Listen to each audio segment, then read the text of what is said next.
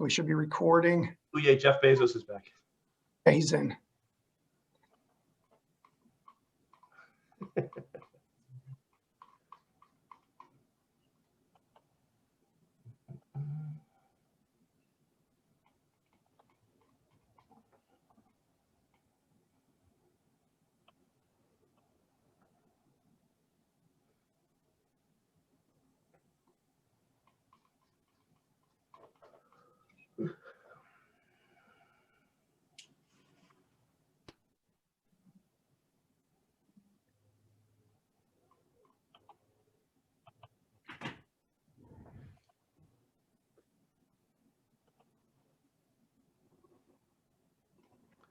Alrighty, looks like the room is here.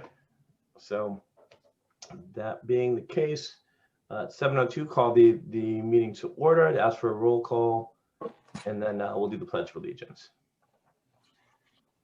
For the roll call, Kevin Collins. Here.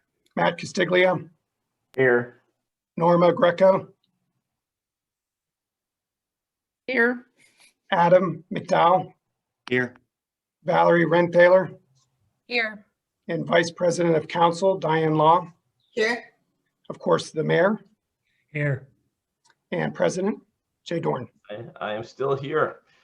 That being the case, I'd ask you to rise if you're able. We'll do the Pledge of Allegiance, even in that Zoom space, and then we'll move to our regular hearing.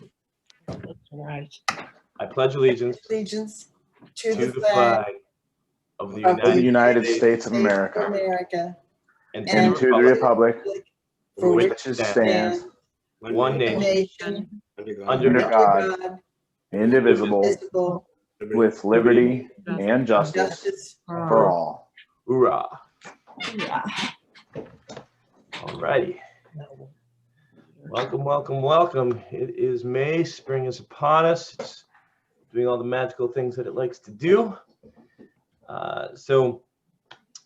Today in our meeting, we will start normally with our public comment. I think it was helpful both in the planning and previously in our meeting, before we do public comment, for a little kind of understanding of the role of council and the process with regard to the development questions, because I assume that's what the majority of public comment will be.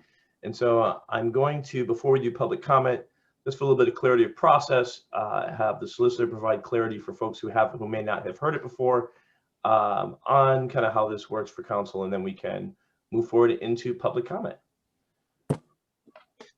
Thanks, Mr. President.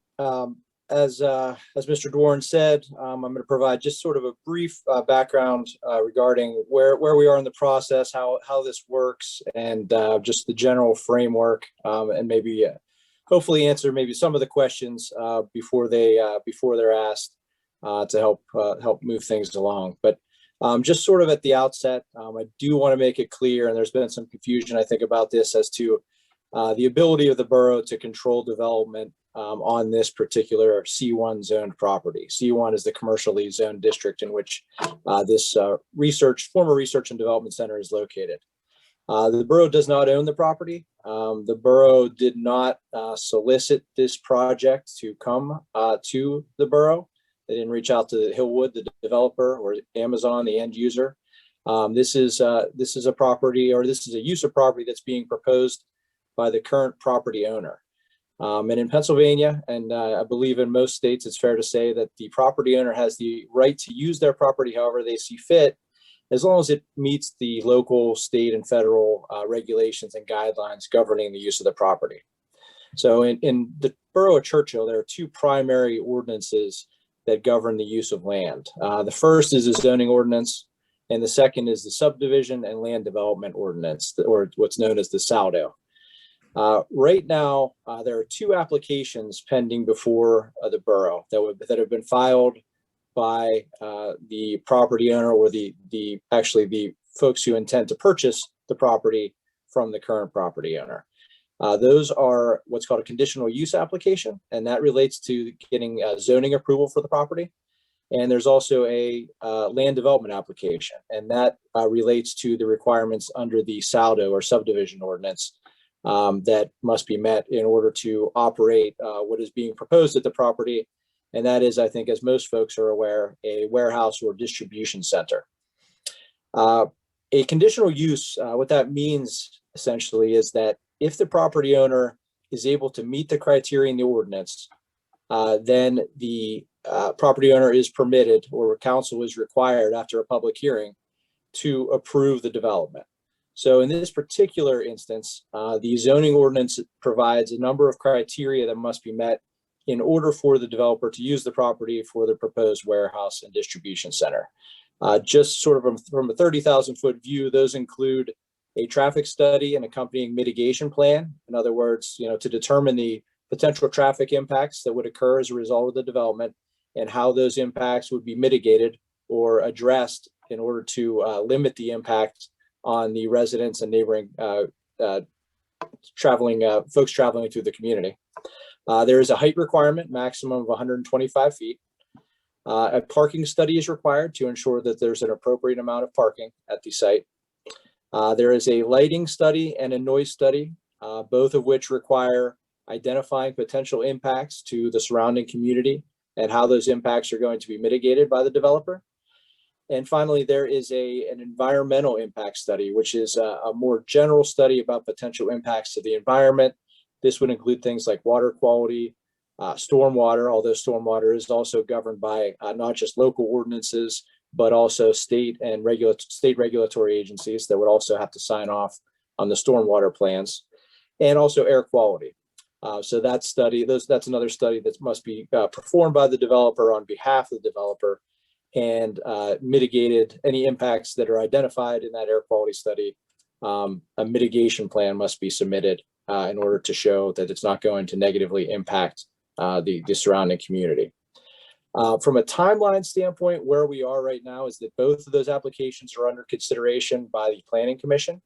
The Planning Commission is a recommending body. They don't make the final decisions, but they are currently reviewing the plans, the studies, basically the items that I just rattled off, in order to determine whether or not they feel that the developer has met the requirements of the ordinance. Planning Commission is expected to meet at least one more time. That would be the first Wednesday in June, to further consider the applications. It is also possible that the Planning Commission would meet yet again the first Wednesday in July, prior to making any recommendation to Borough Council as to whether or not they feel that the applicant has met the requirements. Now, both Planning Commission and Borough Council members are not being asked to independently evaluate these on their own. Although we have certainly a very bright group of planning commissioners and council members, some of these items are extremely technical in nature. So the borough does not simply take the studies at face value and the determinations made by the consultants hired by the developer, but instead those studies, plans, mitigation proposals are all turned over to the borough engineer, Gateway Engineers, and that team is led by Dennis Flynn. Dennis is here tonight. And in addition, for the more specialized areas where Gateway Engineers does not have a staffer who has that sort of area of expertise, or at least not to the level that's necessary, Gateway has retained sub-consultants who specialize in areas such as lighting, sound, and air quality in particular. In addition to the borough's consultants, items like traffic are reviewed by both PennDOT and the county, and stormwater issues are ultimately reviewed and will be approved by the Pennsylvania Department of Environmental Protection, as well as the County Conservation District, which issues permits related to environmental impacts on the property. The roles of both the Planning Commission and Council, I think I sort of touched on, but basically they're sitting almost as judges, what's called a quasi-judicial capacity, which means that they're required to not prejudge anything, not make a determination as to whether or not they like the development, whether or not they think that there could be something different that would be even better for the borough at the site. Instead, their role is simply, again, not to prejudge, but to review the evidence and testimony that's presented and make a determination as to whether or not the applicant, the developer, has met the requirements of the code. If the council members and the planning, first the planning commission members, and then ultimately the council members make a determination that those criteria have been met, then it is not, there's no discretion at that point by the council or the planning commission. It is a requirement to approve it if the developer is able to establish compliance with the code. Now, both the planning commission first, then ultimately council can place additional reasonable conditions to protect the health, safety, and welfare of the community if they do make a determination that, in fact, the applicant has met the criteria in the zoning ordinance. There will be a public hearing before Borough Council. The current timeline at this point looks like it's going to happen July 12th tentatively. That is the current extension that's been provided by the applicant. The applicant does, in a sense, control the timeline. I know there have been some comments regarding, pushing this all back to, a later time or taking more time to process the applications. I guess on one hand, I would state that the applications were initially filed back in December. There have been changes to the plans. The current plans that are under review were submitted, I believe, for the first time in March. So there has been a significant amount of work, reviews, public meetings that has gone into this at this point. But my key takeaway there is that the applicant is entitled to a hearing within 60 days of filing the application for conditional use. In this particular case, recognizing the scope, size, potential impacts of this development, we've agreed with the applicant, or the applicant has agreed to extend those deadlines on at least 3 occasions, with the latest deadline extension being July 12th. So that's why that is the tentative. That's the normal business meeting night of Borough Council, and so that would be at right now anyway the sort of far end of where the hearing could start. Council may end up choosing a different day. That hasn't been determined yet, but it will be right now at the latest on July 12th. Mr. President, what am I missing? What did I forget? think that gives people a pretty good idea. I think there are a lot of new people who are showing up, and I want to make sure that everyone has the opportunity to kind of catch up as to process. I think some people are confused in process, so I appreciate you providing that to them. Hopefully that gives some constructive space for them. Obviously, as you heard from the solicitor, ours is one of kind of this quasi-judicial space right now, which is why you don't hear comments in either, quite frankly, direction from council in that space. That having been said, at this time, we generally, and we will, head into public comment. It is why we are here, and quite frankly, why we volunteer our time as elected officials, I guess. The thing that I would note to folks, especially new folks, you have 3 minutes to speak. I will call people in the order. To speak at council, because I know we have some people who aren't from Churchill, you need to be a Churchill resident or a Churchill taxpayer. Please state your name, the address in which you live, and then we will provide you 3 minutes. Given the number of comments that we have, I am going to hold people strict to that 3 minutes. I don't mean to be rude, but I am going to cut you off at exactly 3 minutes so that I can kind of give everyone ample and fair time to speak. The other thing that I do is I go through the kind of raised hand. So if you click on the participants, it will give you the option of kind of raising your hand. I will start on the raised hands. Once I've gone through the raised hands, if you are unable to find the raised hands, if you physically raise your hand in your screen, if you have your video on, I will then try to make sure I catch everyone who physically raises their hand. And then if you weren't able to physically raise your hand and you weren't able to raise your hand electronically, I will also then look for people to unmute. As I see unmuted phones or non-video, I will then call you. So please don't speak, please don't just unmute and speak. I will find you and move our way through. That having been the case and having given my whole kind of spiel on how that works, I will start at the beginning, and the beginning is Mary Ann Baker.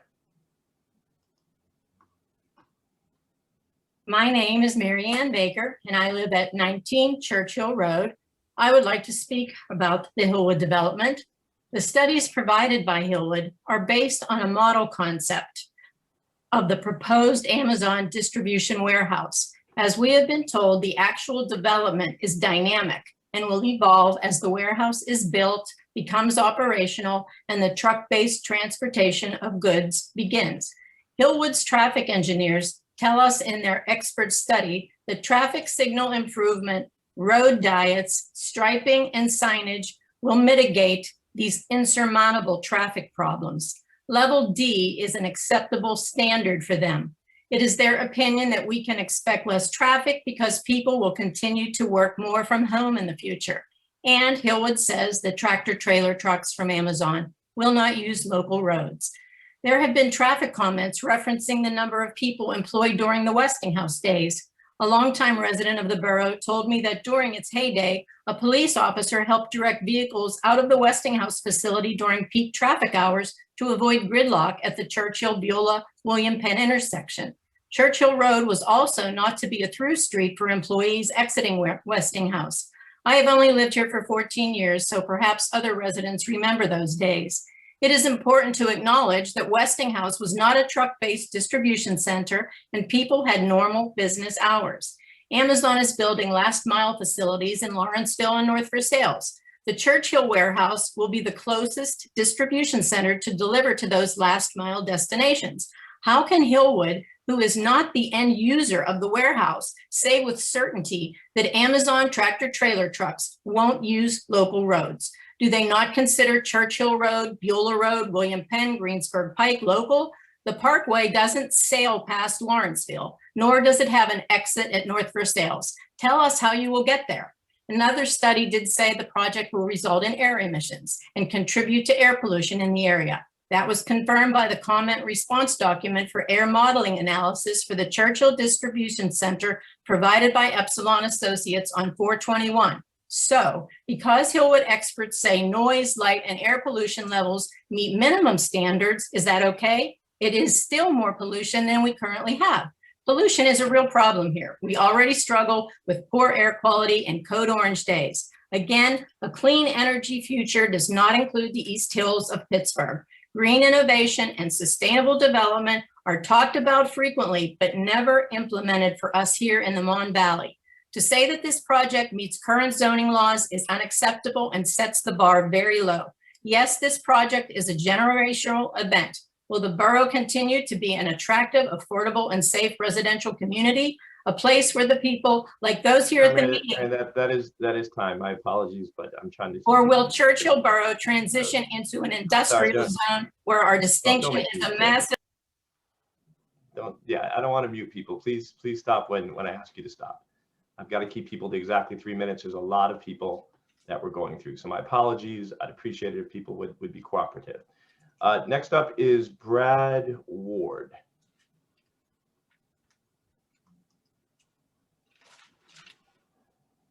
Brad, you're on mute, so I'm going to wait and see if you can unmute yourself. If not, I'll come back to you. So I'll give you an extra second to see if you can get yourself unmuted.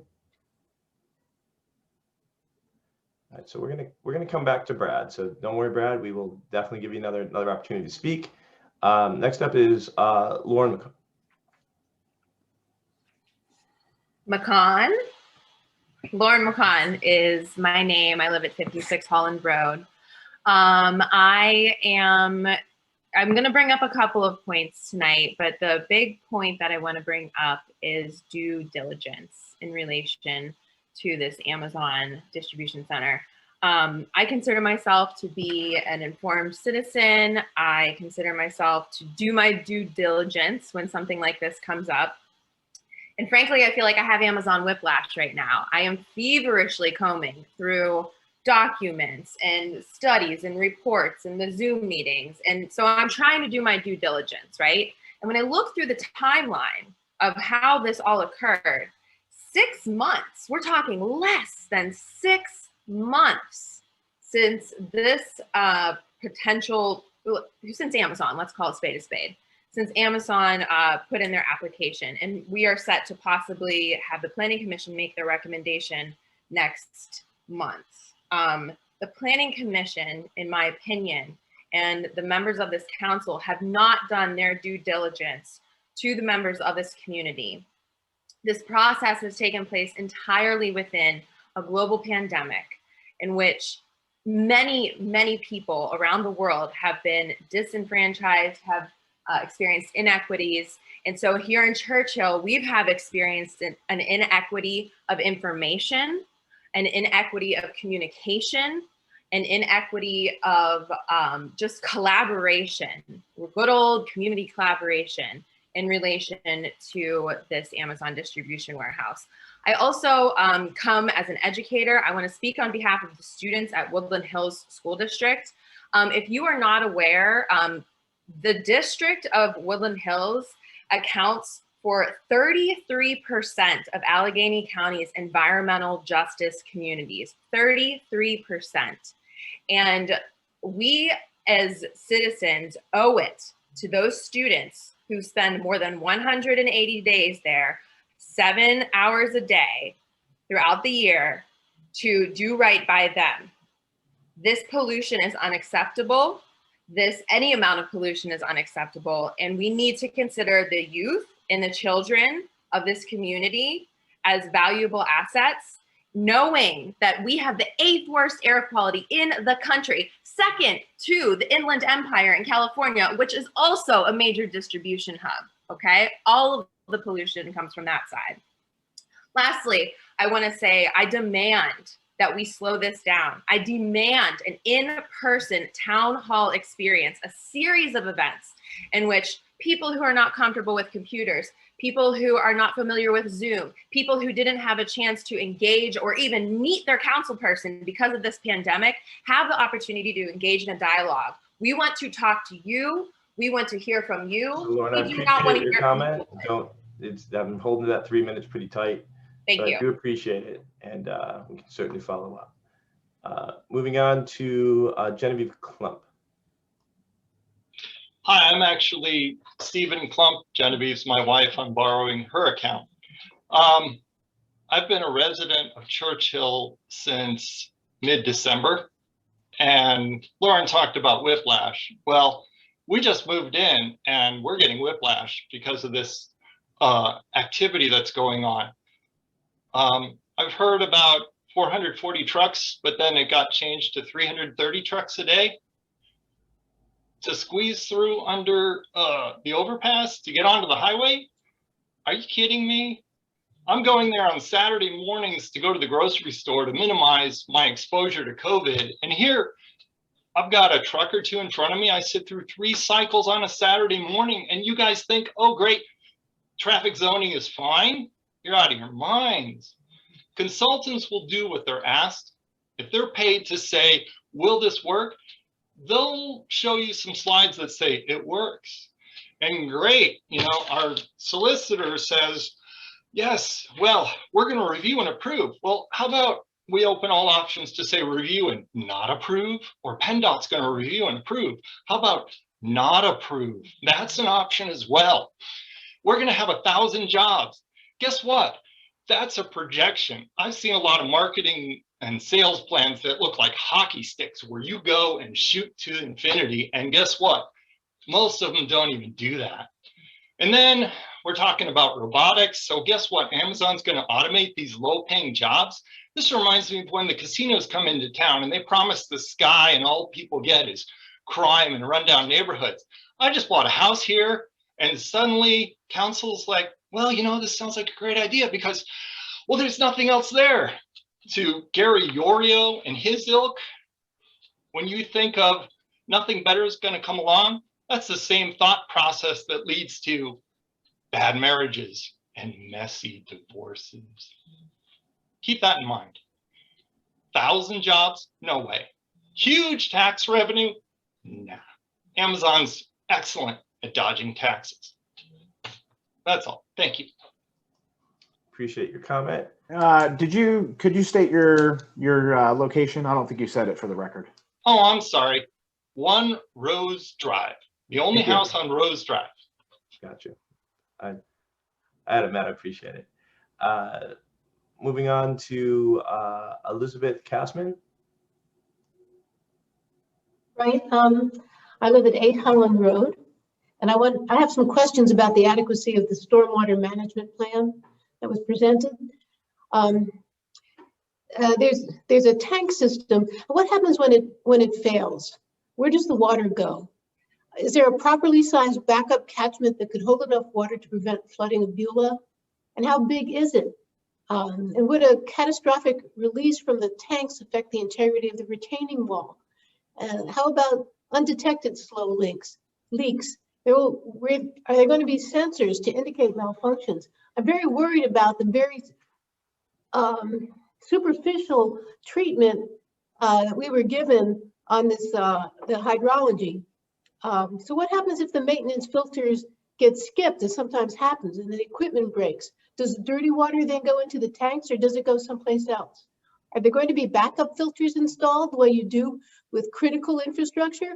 Or is the water going to be diverted somewhere during the repair? When the tanks leak or fill with sediment, is Amazon going to really tear up its parking lot and fix them? For how long will the water treatment be offline? Or will there be any monitoring and fines? Who will administer this? Will there be water quality measurements taken during storms to assure that only clean water is discharged? And who takes the measurements, and can the public see the results? How much water is going to be stored up there? And what are the assumptions that were used to size these storage tanks? What is the period of the rainfall? What size storm events? Did the consultant include runoff from I-376 or just the warehouse site itself? And at maximum discharge, can the receiving underground pipe even accommodate both it and the normal storm flow that it would be handling during a big storm? Did Hillwood account for increased rainfall from climate change? What safety factors were recruited for the tanks? And can Amazon be held accountable for offsite damage caused by the failure or mismanagement of their stormwater management system? Will our citizens be fighting losing battles in court with Amazon's fancy lawyers? The 2019 deed of sale of the property documents that the soil is contaminated underneath the buildings with heavy metals and radioactive isotopes, especially under building 302. Leveling the site and excavating down 100 feet is going to disturb this hazardous waste. So where is it going? What safeguards have been implemented to prevent the spreading of this contamination by air, water, erosion, and sediment transport during and after construction? Finally, for future meetings, please require PowerPoint slides and written reports from which they were derived posted a week in advance so stakeholders can comment on the current reports instead of being a month behind. Thank you for your comments. I appreciate them. We're going to move on to Glenn Waters. You're on mute, Glenn, so let's wait till we get you off mute. Okay. Glenn Waters, 2425 Marbury Road, Churchill resident for 30 years. And I'll say this, I've been listening, I've been on a few of these meetings, and it all seems that whatever Hilltop is proposing really does not meet the living conditions that we will have if this proposal goes through. They mentioned, as the engineer did, the Navy engineer of 20 years, who seems somewhat independent, stated that they never really spoke about the trucks, just about the quality of air coming from air conditioners. The study about transportation was taken, what, 5 o'clock in the morning and involved 13 trucks? We're talking about 300 a day. In addition to that, the engineering firm Gateway and their representative seemed to put on their experts, and they don't say one negative thing about this project. I haven't heard one negative thing. I think we need a new firm. We need to terminate Gateway and get a new firm and have input from the residents as to the firm, because this is just a whitewash. Thank you very much. Thank you for your comments, Glenn. I appreciate them. Lower your hand. I'm moving on to Sandy Fox. As a reminder, please state your name and your address when you speak.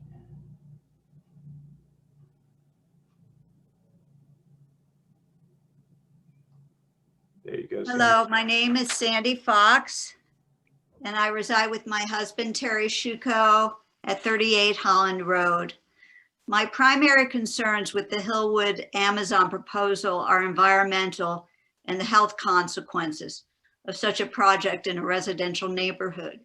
I view the proposed cutting of at least 1,000 mature trees to be akin to a massacre. And I don't think that's hyperbole, by the way. That's really how I feel.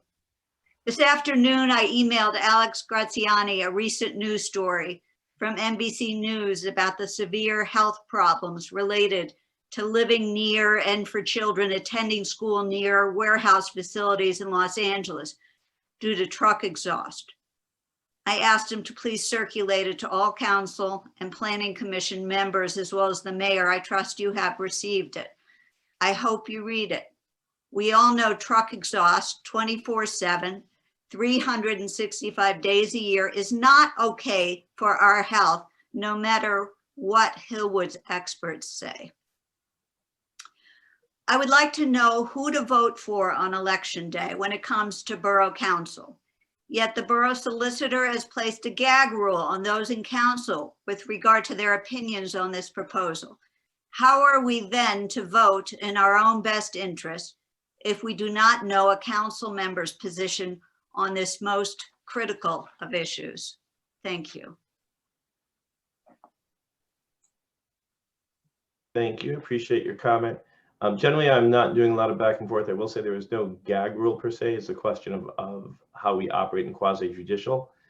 Just for clarity, I think there's a reality of council trying to position Churchill best to defend whatever decision we make, whether it be something that we find that they haven't met conditional use or have.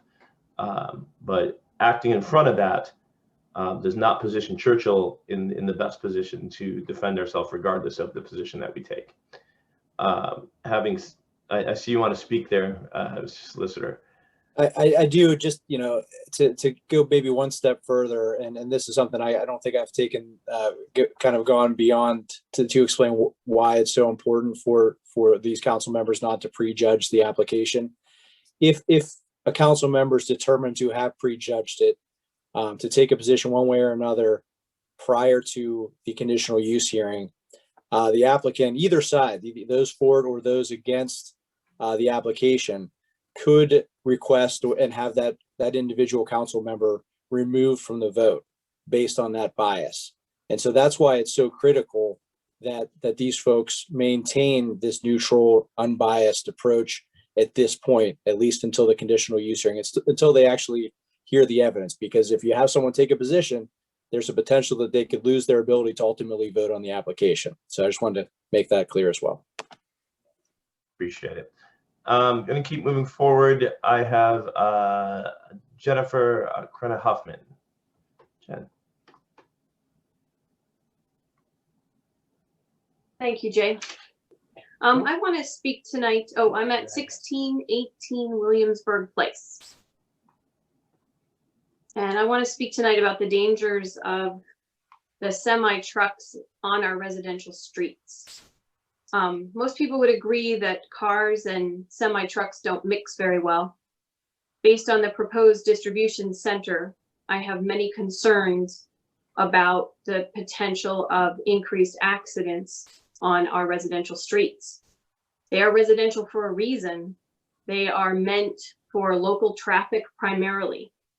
Increasing the volume of truck traffic will increase the chances of accidents. Our roads and intersections were not designed to safely accommodate this volume of semi trucks. Our streets are not wide enough for this kind of truck traffic, and road diets are not workable solutions, in my opinion. Our intersections were not built to accommodate the larger turning radius trucks need. This will result in them having to block adjacent lanes or damage neighbors' properties. Semi trucks need longer stopping distances, which would be really difficult on our residential roads. This can result in trucks rear-ending cars and or hitting pedestrians. Semi trucks also have blind spots, which could increase the likelihood in accidents. And we know these trucks are going to completely ruin our local roads. and our tax dollars are going to be needed to repair those roads more frequently. The conclusion of the latest traffic study indicates minimal traffic impact. This is logically impossible to believe. Thank you. Thank you for your comment. I appreciate that. I'm going to move forward now to Mr. Bilby. Good evening, everybody. Tonight I want to talk about, oh yes, Murray Bilby, 2424 Churchill Road. It's down by the gas center. Now tonight I want to talk about two issues that keep coming around, jobs and taxes, both of which I've detailed in separate articles on the Churchill Future website. But first, let me state how amazed I am that in just 30 days, half the residents of Churchill Borough have expressed opposition to the Hillwood proposal of the Amazon Distribution Center, not just signed a petition. Now tonight, I want to address two myths about this project, the myth of jobs, the myth of taxes. The myth that taxes paid by residents will be reduced is not true. In fact, taxes will increase as the borough will need to pay for all the support services that are off the premises. It will far exceed any tax paid by Amazon. A 50-page, fully researched study on the effect Amazon has on surrounding communities verified that the trade-off of new taxes from Amazon are offset by reduction in taxes collected by the surrounding businesses. In Churchill, that means home values will decrease by some amount, and the taxes paid will then need to be increased to compensate for that lost revenue. Obligatory expenses are not just fixed, they grow. What is not compensated for in the taxes paid is the public cost to the noise, the road wear, the accidents, the harmful emissions, not even the police or the EMS. The website also explains how Amazon is able to pay only 1% of its gross profits on any and all income tax, where the average citizen just pays 14%. Now, taxes pay for services. No tax paid as a reduction in services. This is the myth of taxes for Amazon. Two, the myth that there will be net new jobs is also not true. By year 3, there will be no net new jobs, just a redistribution of jobs. Again, verified by studies you can find on the website. And some call these good jobs. These are $15 an hour jobs, or about $30,000 a year gross. How many of you can support a family on 30 grand? Not to mention the Amazon commitment to robots and automation to reduce the number of humans needed for the fulfillment. I got full documentation for everything on the site. Go see it. On the website, we're also posting a just completed regional study by the Southern California counties, which I think other people have also referenced, on the negative consequences to communities from Amazon distribution centers. This is an extensive study specifically on the consequences of having an Amazon distribution center. I appreciate your comments as always, but I am sticking pretty close today because of the number of people we have to that 3 minutes, so I do appreciate it. All right. I'm going to move forward to, I've got Mr. Jim Hashberger. If you can state your name, address, and okay, I'm Jim Harshberger. I live at 319 Homer Drive. I've been a resident of Churchill for 21 years now. I've got a few things I just want to say.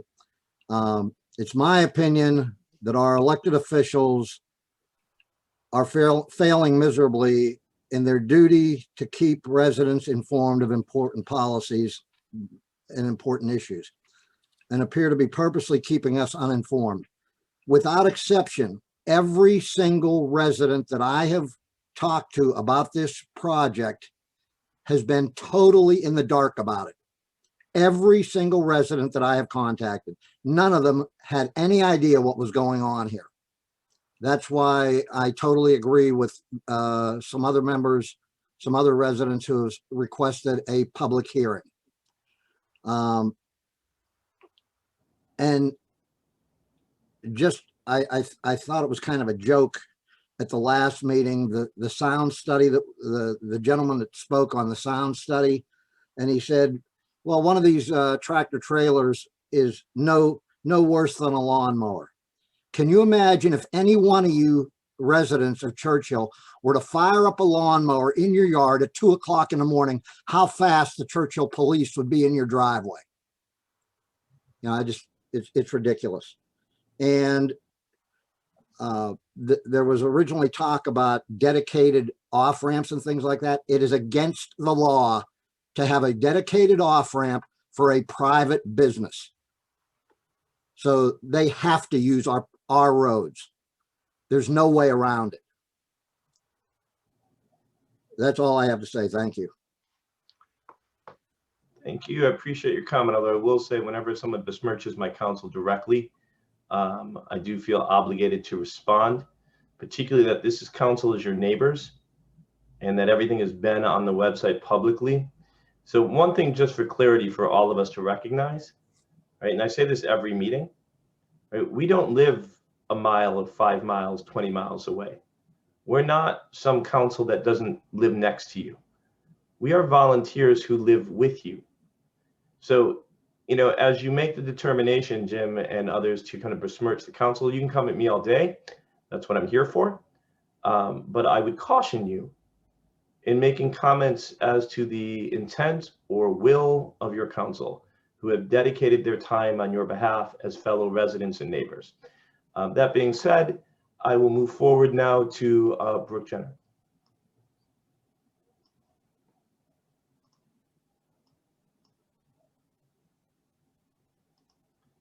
You're gonna need you to unmute though. Ken, I'm sure you're saying the most important thing, and yet. Sorry about that. We have. Don't be sorry. With Please, that's the highlight. Don't be sorry. We love kids. At least I love kids. So I think part of it comes back from that idea of us coming in, particularly as a new family to this area, and doing our research and really coming and moving into this. Coming and moving here specifically because of the residential nature of the neighborhood, right? So hearing our fellow neighbors talk and hearing how they're elucidating their opinions and thoughts around the actual development of the site. Us in our household at 100 Edgewood, we are in full support of our neighbors as well. And we believe and hold fast to that. We look at it and say, this project and this plan, as we're learning more about it, as we're doing more research about it and learning, we're coming to the same understanding that it's not good for our family, right? This is not a good move for our little one. And as we build and grow our family out. So this is not something that we as a household are looking at being supportive of. Understanding where some of those so-called wins are, they do not outweigh the pitfalls of this project. So we are in full solidarity with our other neighbors in opposing the project coming about. Thank you for your comments. Mm-hmm. And for the extra comments that we got. Yes. I'm a fan. My daughter spent much time in the council, so I greatly appreciate it. Sir, may I have your full name, please? Because I didn't get it. I'm taking the notes. So can I have your full name, please? Yeah, Brooke Jenneret and Rob Ware. Thank you. Perfect. Not a problem. All right. Thank you. Moving forward, we're going to go to Eric Grotzinger. Cool. Thank you. This is Eric Grotzinger at 2373 Hollywood Drive. And I would like to first thank the council, the Planning Commission, for the wonderful work that they have been doing on this project and keeping our community informed. At the Planning Commission meeting on Wednesday, we had extensive studies on this project that are progressing well. And if the borough's professional third-party engineers sign off on those conditions, have been satisfied, there will be enormous benefits to our community, taxes, contributions to the Allegheny Land Trust that we just purchased, the Churchill Valley Country Club, a playground, tree planting that will benefit borough residents for generations. And what we're facing up there on this site is 1 million square feet, 7 buildings that are decaying, have mold, asbestos, chemicals that have to be removed. And if that area continues to decay, we face an environmental challenge. I am fully supportive of the Amazon project. Thank you. Thank you. Appreciate your comments.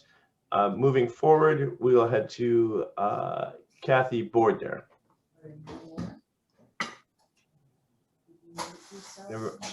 Remind you to state your name and address. Okay, can you hear me? Yes, Kathy, can hear you. Okay, my name is Kathy Bordner, and I live at 1926 Hampstead Drive. I do want to say, as I've said in the past, that I do appreciate the time and the energy that the Borough Council and Alex and the Planning Commission have put into this. I just don't agree with the way it's going. And I have said in the past, I'm going to repeat it because it's very important to me.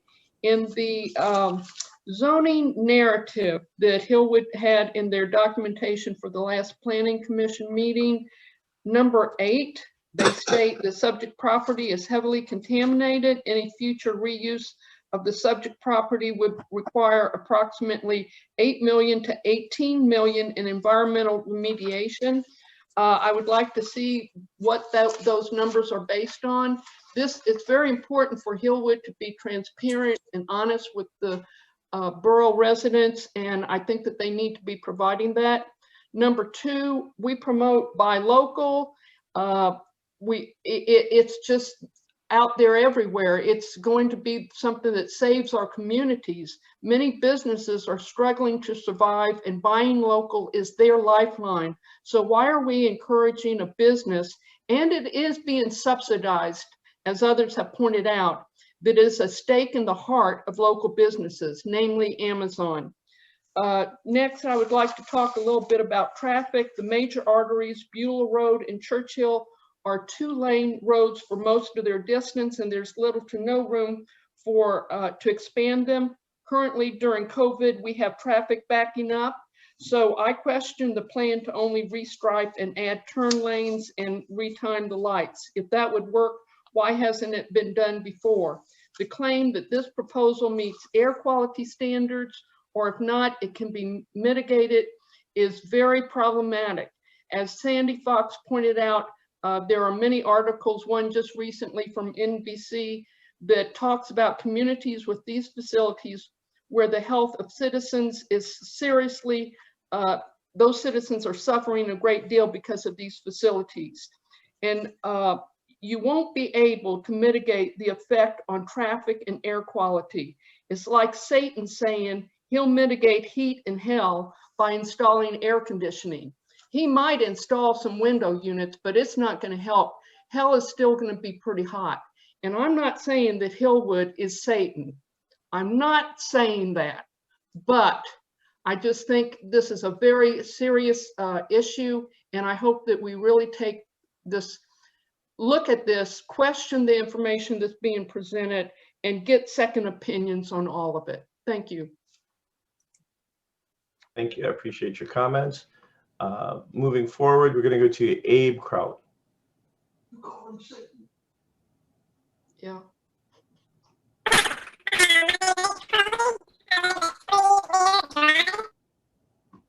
Can't understand you, Abe. We'll come back to you in a second. So give us a quick sec. Yeah, it's going to be unfortunate for you, Abe. So we're going to move on to Debbie Moltz. Hi, thanks, Jay. I was going to, You got muted accidentally. Can you unmute yourself, Debbie? Okay, so I was gonna take my conversation in a different direction, but after hearing the solicitor, I'm just so a little confused. And I know he spoke at the planning commission meeting as well, and just saying that if Hillwood meets the criteria, the planning commission has to approve it. And then if the planning commission approves it, the council has to approve it. So I'm just a little, I'm not sure if I'm right about that or wrong about that. If someone could clarify that, because I was just thinking, what are we all here for then? If okay, so that's what I wanted. I wanted some clarification on that, like how the citizens' comments actually reflect in the project itself. But what I'm more interested in, I don't know one way or the other. I think the good is good and the bad is bad. And I do think about the jobs, and I think more locally, like within the school district, Rankin, Braddock Hills, like how can we get those people to work? Is Amazon going to go in and help recruit those people to lift up those communities that are within our school district? I'd really like to see something like that. Like I was looking at bus schedules, and to take a bus from North Braddock or Braddock is going to be so difficult. So I would like to see some, I think they're going to check all the boxes that they want to, and they're going to meet all the criteria that they need to environmentally, traffically, soundly. But what good where can we take the good in this? I would really like to see those communities uplifted. I think we keep putting money into the school district, but we need to lift the communities from within. Giving the school district more money is not helping. And I would just say, I wanted the board to know as well that, they built the new STEAM Academy. We don't have a school right now. We wanted to try Woodland Hills. I called them 3 times. 2 times I left messages. 1 time I talked to someone. It took her 4 minutes to find a pen, and I never got a return phone call from her. I finally sent them a Facebook message. It took 3 weeks for them to return my Facebook message. I'm a taxpayer who wanted to send my kids there. And now I am reaching out to Franklin Regional and Plum Borough. It took 1 phone call. Please hold. I'll connect you to the counselor to set that meeting up. It was that simple. Woodland Hills School District is failing us. Thank you for your comments, Deb, both of them. And I'm certain that, as my neighbor, I know some of your frustrations, but your points are well made. I'm going to move on to Mark Sampson. Thank you very much, council members. This is Mark Sampson. I live at 2417 Greensburg Pike. Lived here about 8 years, although my family helped founded the Churchill Valley area in the 1750s or so. So we've been around for a while. According to the performance standards of the code, if I'm understanding things properly, any proposed use that constitutes a public nuisance is not permitted. So a distribution center that's fit for an industrial area would be a nuisance by code standards, no matter what the developer tried to do to mitigate these things. These same standards also say that a planted visual barrier or landscape screen needs to be provided to maintain to separate this commercial district from any contiguous residential areas. I don't see how Hillwood or anyone can do that, especially for those of us who live along Greensburg Pike or along Beulah Road. So I'm inviting all of the council members to my house, 2417 Greensburg Pike. Call or email. We'll make a cup of coffee. We'll go sit down on my deck, which is about 50 meters from the Greensburg Pike exit. And we can sit and look together at how Hillwood would propose to meet these 2 standards, which I'm not sure they can do. I appreciate Alex took some time and came and visited the house. so that he could see as well. But I encourage all of you who live in the borough, but don't live, I think, right alongside ground zero, just to come see what the impact would be on those of us who do live here. We appreciate the hard work that you're doing and how difficult this decision would be. And I'm thankful that you're taking time to hear us. We do encourage a public face-to-face meeting before you vote on this.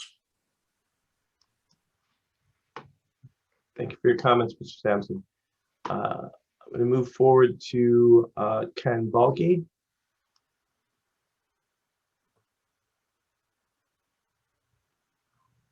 You are muted, Ken. Okay, Ken Balke, 2007 Hampstead Drive. My wife Ruth Ann and I have lived at that address for 44 years. And I chair the tree committee for the borough. And my comments were not going to be about that, but because somebody made a comment here that it's nice of Hillwood to offer to plant trees, I'm all for that as well, but not after they remove 1,000 mature ones. Before that, it's game over. If that many trees are removed for this project, I don't even want to hear about tree planting. You've already taken out, in our lifetime, the trees that really matter for a number of things. Hey, I came across, I'm a mechanical engineer. I'm a registered professional engineer. I teach a graduate class in safety standards at the University of Pittsburgh. And this is my comment. In going back, the stormwater runoff has been a concern of mine, and I came to this because of a comment somebody made. Table 2 in the stormwater report has the Soil Conservation Service. There's a table that the engineers use this table for the storm frequency and then how much rainfall within 24 hours within that frequency. The reason I bring this up, it comes back to the solicitor's comment. This table that they're currently using for the 100-year flood, it uses 5 inches of rain in one day. Hurricane Ivan, I went back on September 19th, 2004, we received 6 inches of rain. So their main stormwater calculation is under by 20%, the actual real life value that we had.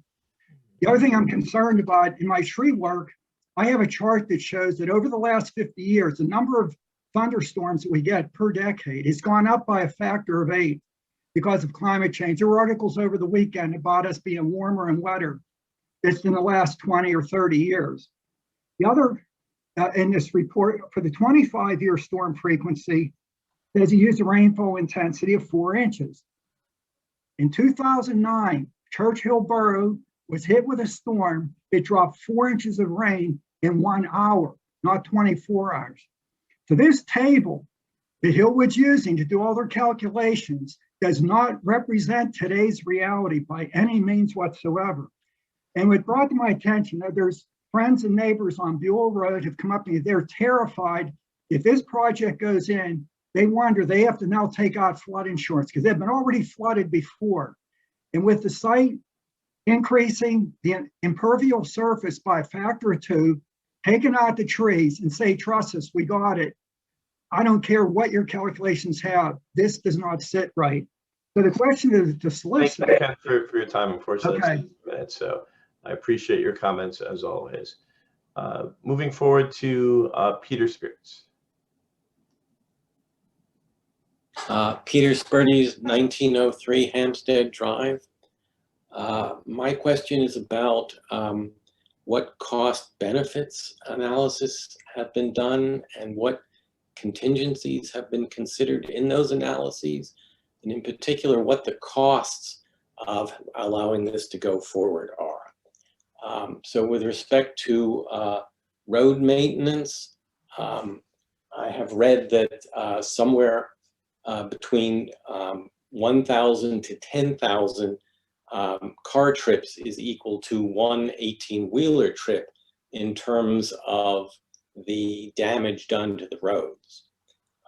So if we have 700 trips a day, and we multiply that by 365, and between 1,000 to 10,000, we're talking about the equivalent damage from 250 million to 2.5 billion car trips. So I'm wondering how much money has been allocated by the borough to repair the roads which are going to be under enormously more wear and tear if we allow this to go forward.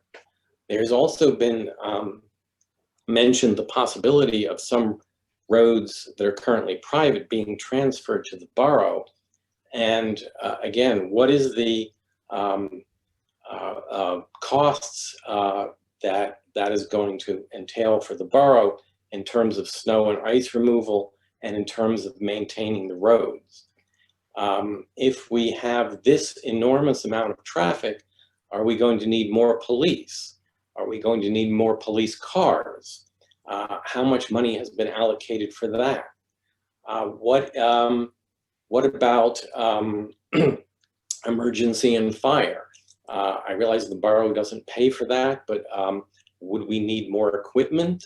Would we need more people? There's, I think that has to be considered as well. And in addition to the cost to the borough, what costs are there going to be to us as individuals? If there's more pollution, if there's more road damage, are there costs to individuals that we're going to have to pay? Has that been examined? In terms of the water maintenance that Hillwood is going to do, is the plan that we would simply trust them to do the inspections, to do all the, and accept whatever it is they say, or are we going to have to hire inspectors to do that for us? If something goes wrong, if we do get a flood because of that. I appreciate your comments, Peter, but as I say, I'm sticking to that kind of tight 3 minutes. So okay. Thank you very much for your comments. I'm going to move forward to, it is Luke, I think Palomara. And if you can state your name and address, please, Luke. Yeah, I'm Luke Palomara. I live at 56 Holland Road. So I was originally neutral on this entire topic. You know, I kind of, you can ask my wife if you want. I kind of thought, you know, it'd be good for the community to have something come into Westinghouse property and, you know, create jobs or, you know, renovate the area. But then I saw the information that came out, and it's just, I mean, it doesn't take a rocket scientist or anybody that doesn't, you know, it doesn't take much to see that this plan is, this building, this distribution center is massive and is far beyond what should be put in a residential neighborhood. It doesn't matter that that area was zoned C1 for Westinghouse a long time ago. It's what Westinghouse was an R&D park. And this just doesn't belong in Churchill. And I mean, it sounds like the solicitor at the beginning is pretty much giving us every reason why this could possibly go forward. And I would like to hear more about what are the ways that this can be, if the borough council members choose to, how could they actually stop it? I mean, could the borough change the zoning back and take away the distribution center from the zoning? I mean, what are the things that we can do to stop it? What are the options that they have? I would also love for someone to explain to me how probably the largest Amazon distribution center ever built is headed for this residential community, where the general rule of thumb is about 500,000 square feet of a distribution center is 350 trucks a day. And this is a 3.6 million square foot project. So, and I'd like to finally make a comment about our neighbors, the council members, who I definitely respect. And Jay was talking about how they're our neighbors and we need to respect them. I totally agree. I totally appreciate that our council members are representing us and doing their jobs. But I also want to ask, if this goes through and all you have to do is drive around the streets of Churchill and see the opposition that has come to light now that the information has come to light, the opposition in the neighborhood is massive. How will you as council members come around our neighborhood with this amount of opposition in the future, decade down the road, and be able to look your neighbors in the eye and say that this thing was a good thing to do for our Churchill residential neighborhood, when it clearly is a behemoth of a distribution center that's not appropriate for the neighborhood. And we can go into all the different reasons why, from an environmental standpoint, traffic, all those things. This thing is just not appropriate for Churchill. Thank you. Thank you for your comment, and I appreciate your time. Just as a point of clarification again, my comment about the neighbors was not on any particular issue with regard to the Amazon site, as council really has taken no position on that as we sit in that quasi-judicial. It was about if people are going to make ad hominem attacks onto council, then I would appreciate they can direct them directly at me. I'm your neighbor, you know, I'm here, but the rest of the council doesn't need it. So if you want to say that someone is conspiring or is failing you or is not, you know, I'm as council president, I'm right here to take that heat. Moving on to, I've just got initials of JMP, so if you can please state your name and address. Happy to have you speak. Yes, hi, I think it's me. My name's Jean Pellegrini. I'm speaking on behalf of my parents. They're at 461 Woodland Hills Drive. They've been there in the community 50 years.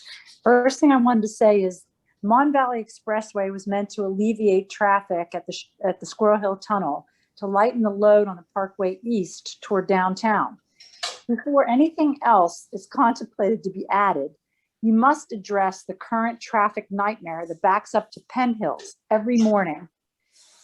There should be, without any question, an independent third-party major traffic study to understand the system-wide impact on east to downtown and vice versa traffic. That goes without saying. I'd like to also commend Laura McGann or Khan, whatever, her comments were spot on. I demand with her and all the neighbors for an in-person town hall meeting to answer all of our questions that the community members have asked that have not yet been answered, and new ones that are coming up. I'd like to also say July 12th is right in the middle of summer vacation, and it speaks to me of more undermining of direct communication during the pandemic. Now we're going into summer where people are feeling somewhat more free to do things, and they're probably scheduling vacations. So that date seems awfully inconvenient for us as a community.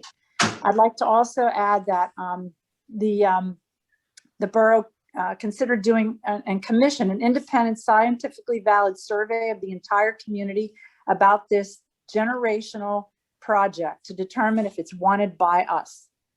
I'd also like to commend Mr. Bilby's comments. I believe he's correct that these are mythical ideas, that the taxes are going to be alleviated and new jobs are going to be created. That is absolutely absurd.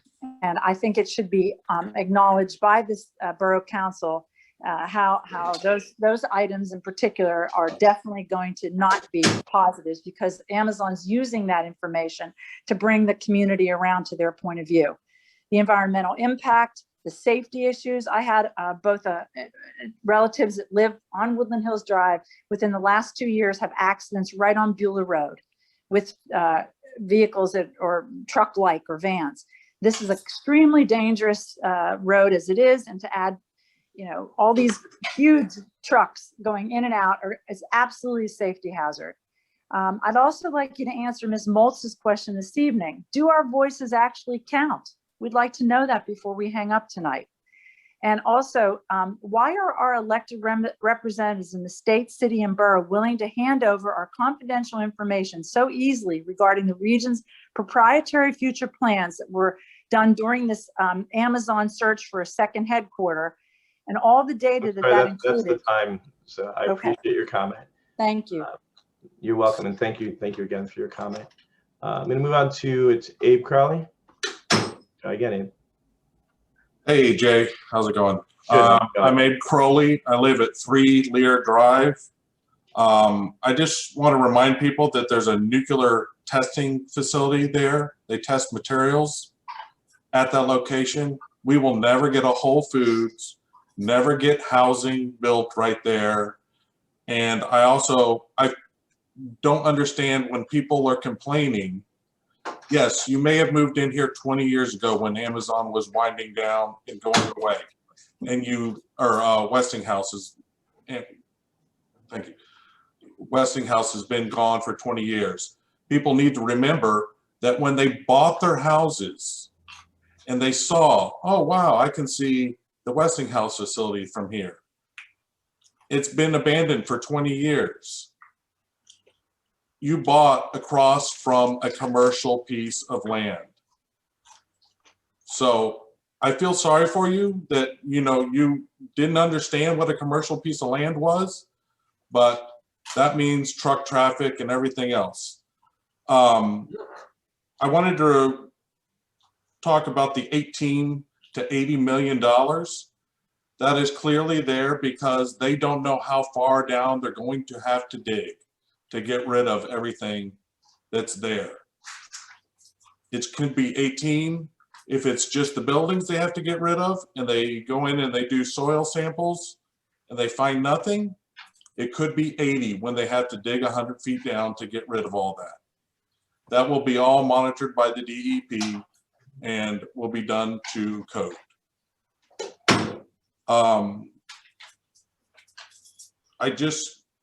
You know, there's different ways to look at this. For the tree people, that's a hot button issue. If they're cutting down 1,000 trees, they should plant 2,000. So that could be on site as well as at the Churchill Country Club.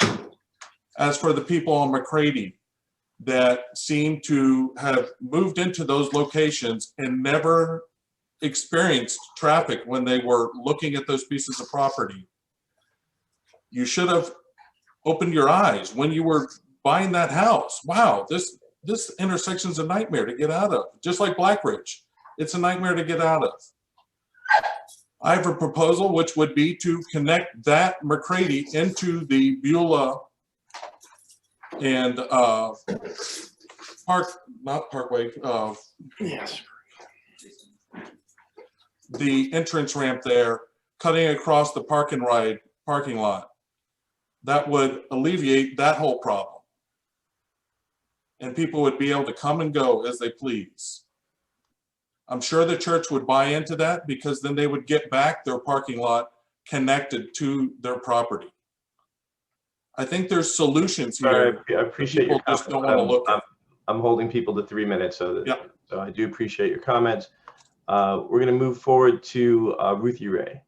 If you can state your name and address, and the floor is yours. Good evening. My name is Ruthie Ray, and I live at 35 Holland Road. I've been a resident of Churchill for 12 years. I live here with my husband and my 2 children. The consequence, I want to express opposition of the Hillwood Amazon proposal. The consequences to residents are far greater than the return. Regardless if we did our research and we, based on the last comments, all of us, I'm sure, did research respectfully when we chose to move to this neighborhood. However, air quality issues, noise, significant increases in traffic, and concerns with safety for my children are major issues for me. As a Black woman, mother, and educator, I bring forward the issue of environmental justice. Environmental justice is the fair treatment and meaningful involvement of all people, regardless of race, color, and so forth, income, with respect to development, implementation, and enforcement of environmental laws, regulations, and policies. And I do recognize that there are various ordinances and all the stuff that you all have put on the website to approve this plan.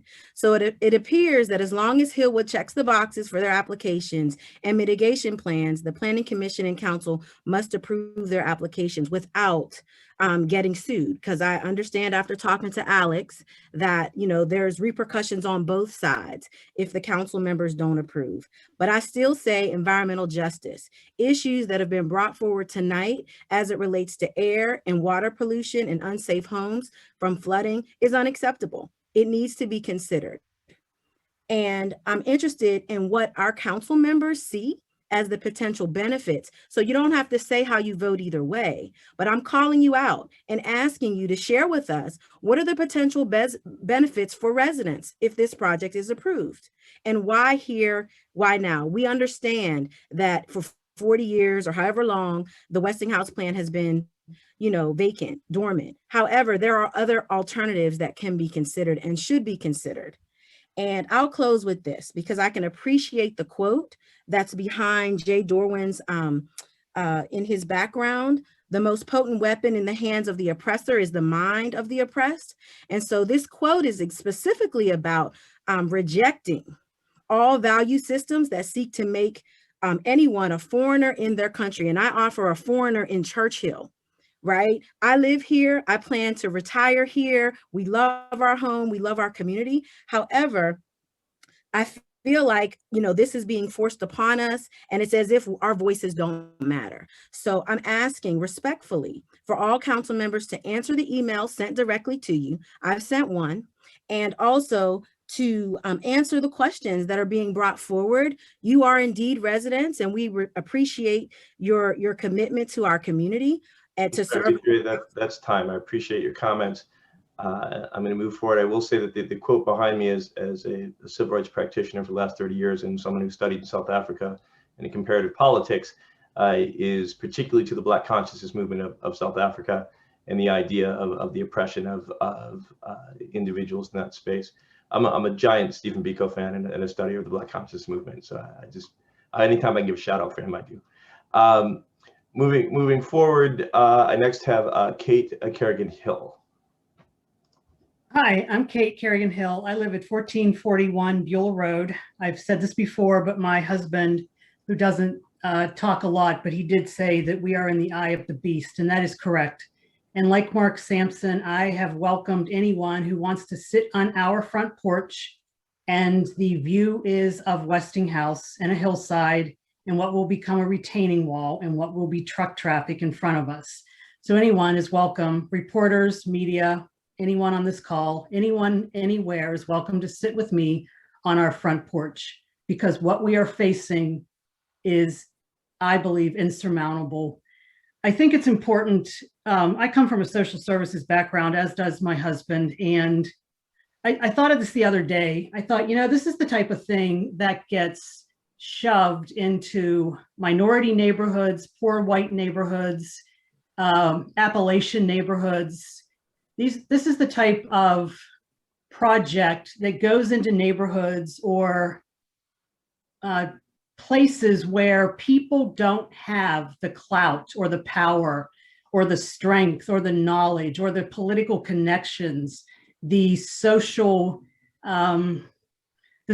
connections. I mean, look what this community has done in the past month or more in terms of banding together with the grassroots movement.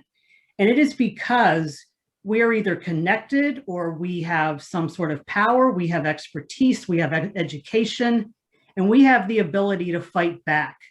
So I think it's really important to recognize that this is often the type of project that goes somewhere where people don't have the ability or the knowledge to fight it. And also, random thought here, I'm on the interstate the other day for 2.5 hours driving to Ohio. My husband's driving, and damned if I didn't notice all those 18-wheelers, and damned if I didn't notice just how big they are and how many there were. And the thought of those trucks on my road, on Greensburg, on William Penn, on Churchill, anywhere near any of our houses, anywhere near any of our kids, anywhere near any of our school buses, our schools, anywhere near anyone who's a pedestrian walking a dog, anyone in our neighborhood in the dark, daylight savings time, with any one of those trucks, God help all of us if what I fear the most happens, because I think the danger from those huge monster-sized trucks up to 700, 800 a day, 365 days, we are asking for trouble. Thank you. Thank you, and I appreciate your comments. Moving forward to Bob Klein. Again, remind your name, state your name and address, and the floor is yours. Hi, Bob Klein, 1401 Old Beulah Road. I joined my several of my neighbors here as being a ground zero kind of person. I am concerned about lots of things, and I become more and more concerned the more I learn about it. And water, light, noise, and trees are all things that I'm interested in, but I just wanted to talk to you again for a moment about some more practical things. I'm hoping to take the conceptual to the practical. I wonder if you can think about it in these terms.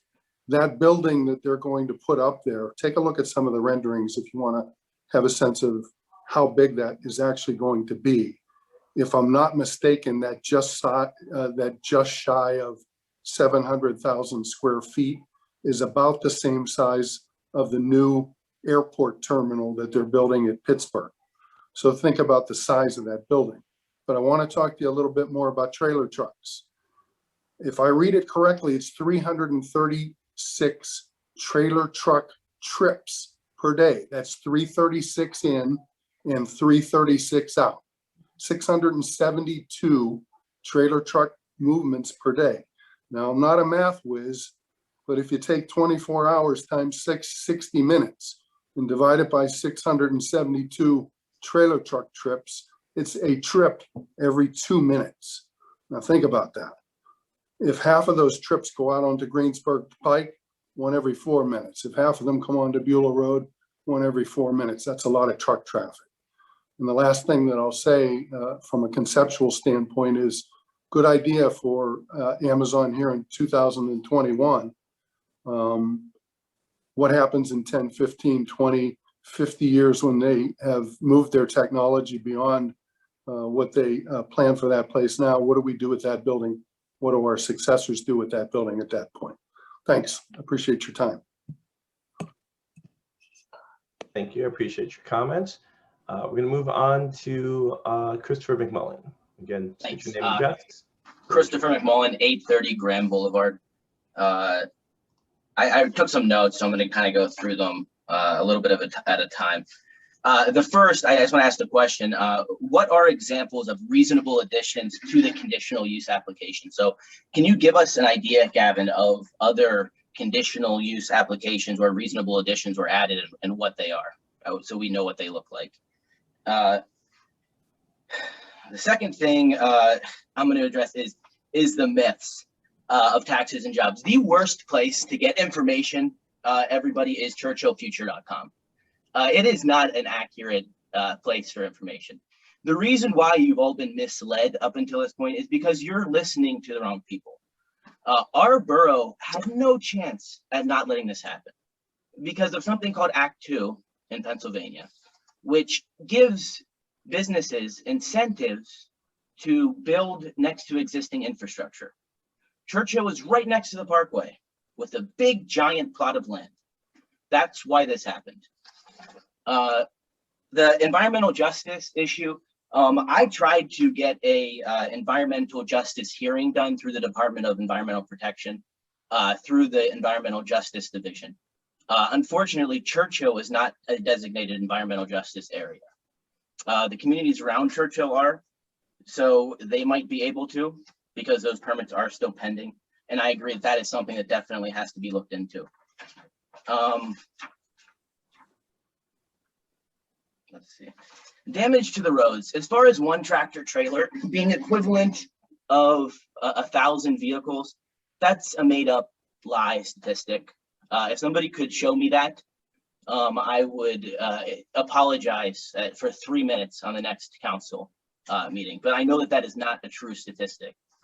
So we need to inform ourselves on accurate information, not newspaper articles, not studies that were done by obscure colleges and random environmental groups.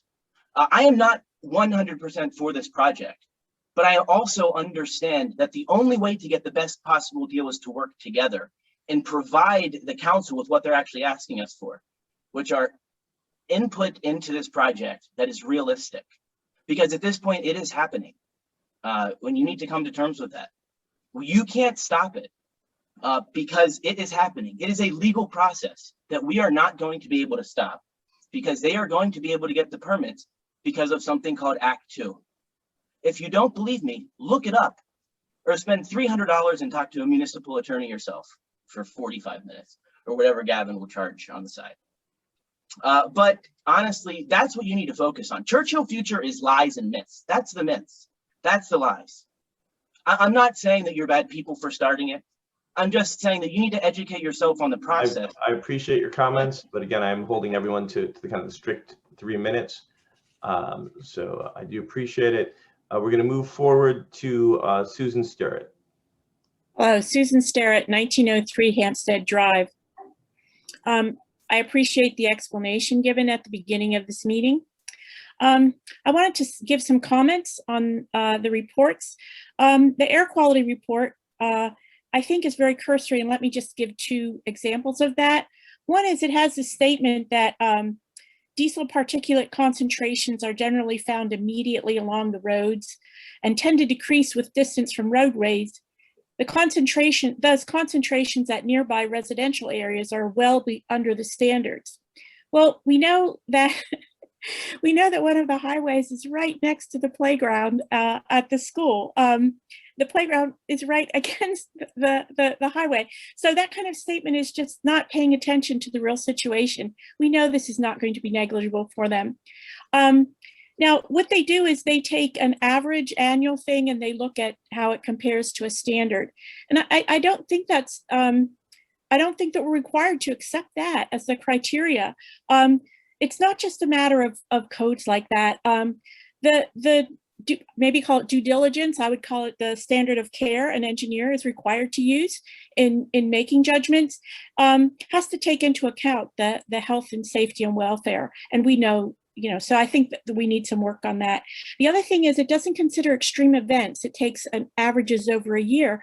Well, we know that there can be extreme events that actually cause deaths and severe illness due to asthma.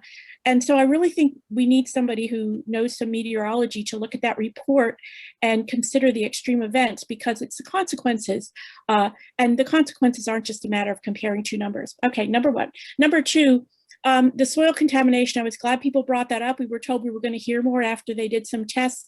I'd like to hear more because we have this conflict we brought up many times, which is Hillwood says they're not going to remove anything, and then we hear comments about how they're going to take everything away. We need some clarity on that. Third thing is the stormwater report.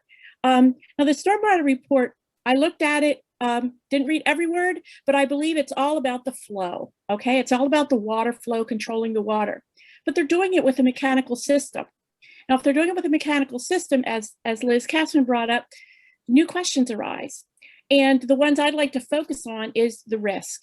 It's not just a matter of, Ken Balke can tell you this, when you design a structural thing like, let's say, a dam or a pressure vessel, it's not just the normal, there's limits for normal loads, but then you also have to consider the extreme events that might cause threats and to safety. So I don't see actually any mechanical analysis of what the loads are going to be and what the danger is of this thing Liz brought up rupturing, but what about of the soil failing and the whole thing falling down? We really need a risk analysis. So I don't know if I have any time left. I'm just going to start saying what some of the details are. So for instance, the failure of the pressure retaining capability of the tanks or the corrugated piping, that's not really a pressure holding device. That there could be loss of life, injury, property damage, motors. I appreciate your comments. Unfortunately, that's the 3 minutes. I do appreciate everyone also holding to that 3 minutes. It's helpful for me, and I think it's fair for everyone.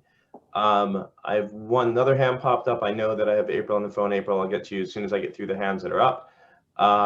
So next up is Rose Salata. If you want to state your name, address, the floor is yours. Hi, everyone. Hi, my name is Rose Salata. I live at 1921 Garrick Drive. And my husband and I and our family have lived in Churchill, right down the street from Jay. We've lived here for 32 years and had hoped to retire here. So I have a couple comments. One, I tried to siphon through the transportation impact study that you have posted on the website, done by Langen Engineering and Environmental Services. And one of the questions I have are, how are the school buses accounted for in that study? They talk about, the peak AM traffic in and out to the distribution center. And again, they underestimate based on this 1,000 job proposal that there would be 680 cars coming in between 6:30 and 7:30 a.m. And I was able to reach 2 of the 3 school bus companies that service Woodland Hills High School, and First Student and AJ Myers deliver our children there in 26 buses in the morning and take them back home around 3 o'clock in the afternoon. There's also 4 small school vans that go to the Pace School, and that's again during school hours. One of the things that the traffic consultant or traffic engineer from Hillwood stated was that Amazon times their shifts so as not to impact on other peak traffic times. So our Woodland Hills school students go to school between 6:30 and 7:30 a.m. And that's when estimated 680 cars are going in and out of that proposed facility. So I don't know how they counted trucks and they counted cars, but they did not count school buses. When I spoke with the dispatcher from First Student, he said our students are safer on a school bus than they are walking on the street. And I know from living on Garrick Drive that there are many students in the neighborhood, because of the proximity to the school, actually walk to and from school. And so there's that question of safety, and our most precious commodity is our children. So the other question that I have, I reiterate in all of the questions about jobs being replaced by robots. It's clear that automation is cheaper for a warehouse facility. You don't pay health insurance, you don't pay disability, you don't pay their Social Security. And so the question of jobs is really, I think they've not been truthful. The other question that I have is, have we heard anything from the 3 people who have bought this diamond ring from Hillwood? And so unfortunately, that is time. That's 3 minutes. I appreciate your comments. Yeah, thank you. And again, I appreciate everyone adhering to the 3 minutes so that we're able to get through everyone otherwise. Thank you very much. You're welcome. I don't see any other hands raised. At this time, I'm going to look if anyone was unable to find the raise hand button. I see you, Barry. And so I will call on Barry Kisloff first. The floor is yours. Remember, unmute, state your name and address, and we will move through if people I can spot. There you go. Yeah, a couple of Barry Kisloff, 176 Thornberry Drive. I've been a resident of Churchill for 45 years. A couple of points. I have a feeling that I'm shadow boxing when I look at this issue. Do we know the level of Amazon's commitment to Hillwood? We know that Hillwood is developing the site. What is Amazon's position? Have they formally signed a contract with Hillwood, and are they legally committed to accepting and moving into this project? The second point I want to make is last week we heard ad nauseum, and I emphasize nauseum, about air quality, lighting, and ground pollution and sound pollution, all of which for a non-engineer made absolutely no sense. Not only did it not make any sense on the face of it, but it was presented in a somnolent fashion designed to cure anybody with chronic insomnia.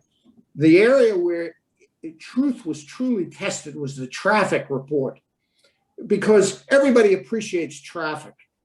It is incomprehensible to me. I'm a great believer that Gordon Gekko was right. Greed is good, and Amazon has every right to pursue the profit potential of any site. It seems to me almost impossible for them to move the given number of trucks that they want to on and off the Parkway East, particularly since heading west, the Parkway is going to be partially shut down near the area of the Irish Center.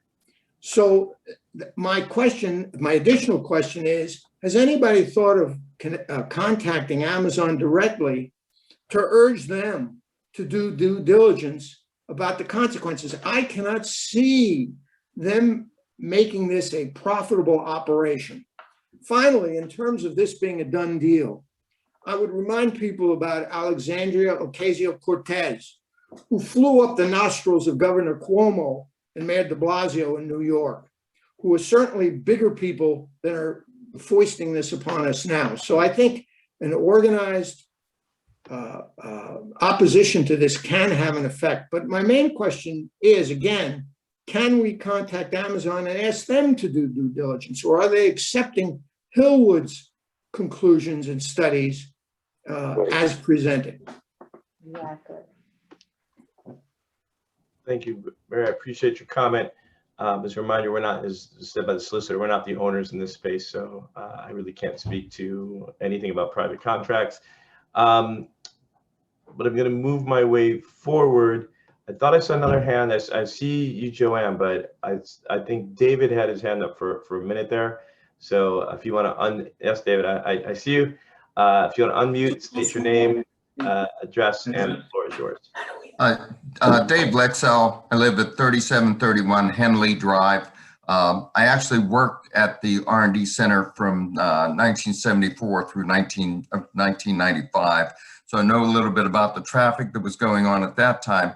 But my comment is I've heard a lot of specific questions that people are asking. And I'm wondering, is anybody writing down these specific questions so that you can respond in writing to the specific questions? It's nice for us to sit here and talk and air our views, but if it's not going down in writing and we don't get answers to these questions, we're all wasting our time here. So my question to you, Jay, is anybody writing this down, and are we going to get any written answers to these questions that people have raised? That's all I have to say. Thank you. I'll just comment quickly that no one is writing it down as it's recorded.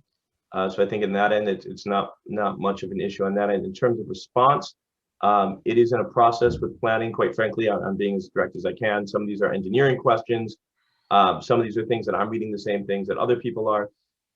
So there's a lot of questions that, quite frankly, we are working with the engineers on our side, our engineers, not their engineers, right? The folks that we're hiring to make sure that the best interest in the borough. And these things are either already being reviewed or we forward them over so that they are reviewed as well. But in terms of like, it would be 12-hour meetings of not me, but the engineer. And the last time we got 3 hours of them talking, and it bored, I think, everyone to death. But I do think that the questions are being taken. The people who have particular interest in council are hearing them as well, so that they're providing their own research in those spaces. But much of this goes over to, directly to the engineers as well. That's probably more than I should answer, but I think it was a deserving answer. So I'm going to move to, I know that on the phone for a minute or two now, April has been waiting. So I'm going to go to April, and then I will go back to other calls. So April, if you want to unmute yourself, the floor is yours. Hi, Jay. This is April Klein, 18 Holland Road. And I want to thank Churchill Council for their service. Many of you know that I'm the wife of a long-time council member. My husband, Rick, served for 9 years on council. It is a volunteer opportunity. I know Rick spent 30-plus hours a week while he was working on Churchill Council matters, and our council is not paid, and I respect them for their service. I have a question. I did not get to speak last Wednesday night at the Planning Commission meeting, and the Hillwood plan mentioned that there would be a slip road from the Greensburg Pike exit off of Interstate 376 eastbound into the property, and that Hillwood would pay for this road, which would primarily benefit their employees, commuter vehicles, and the trucks going into the site, and that the road would be parallel to the parkway and exit onto Beulah Road, which is State Route 130.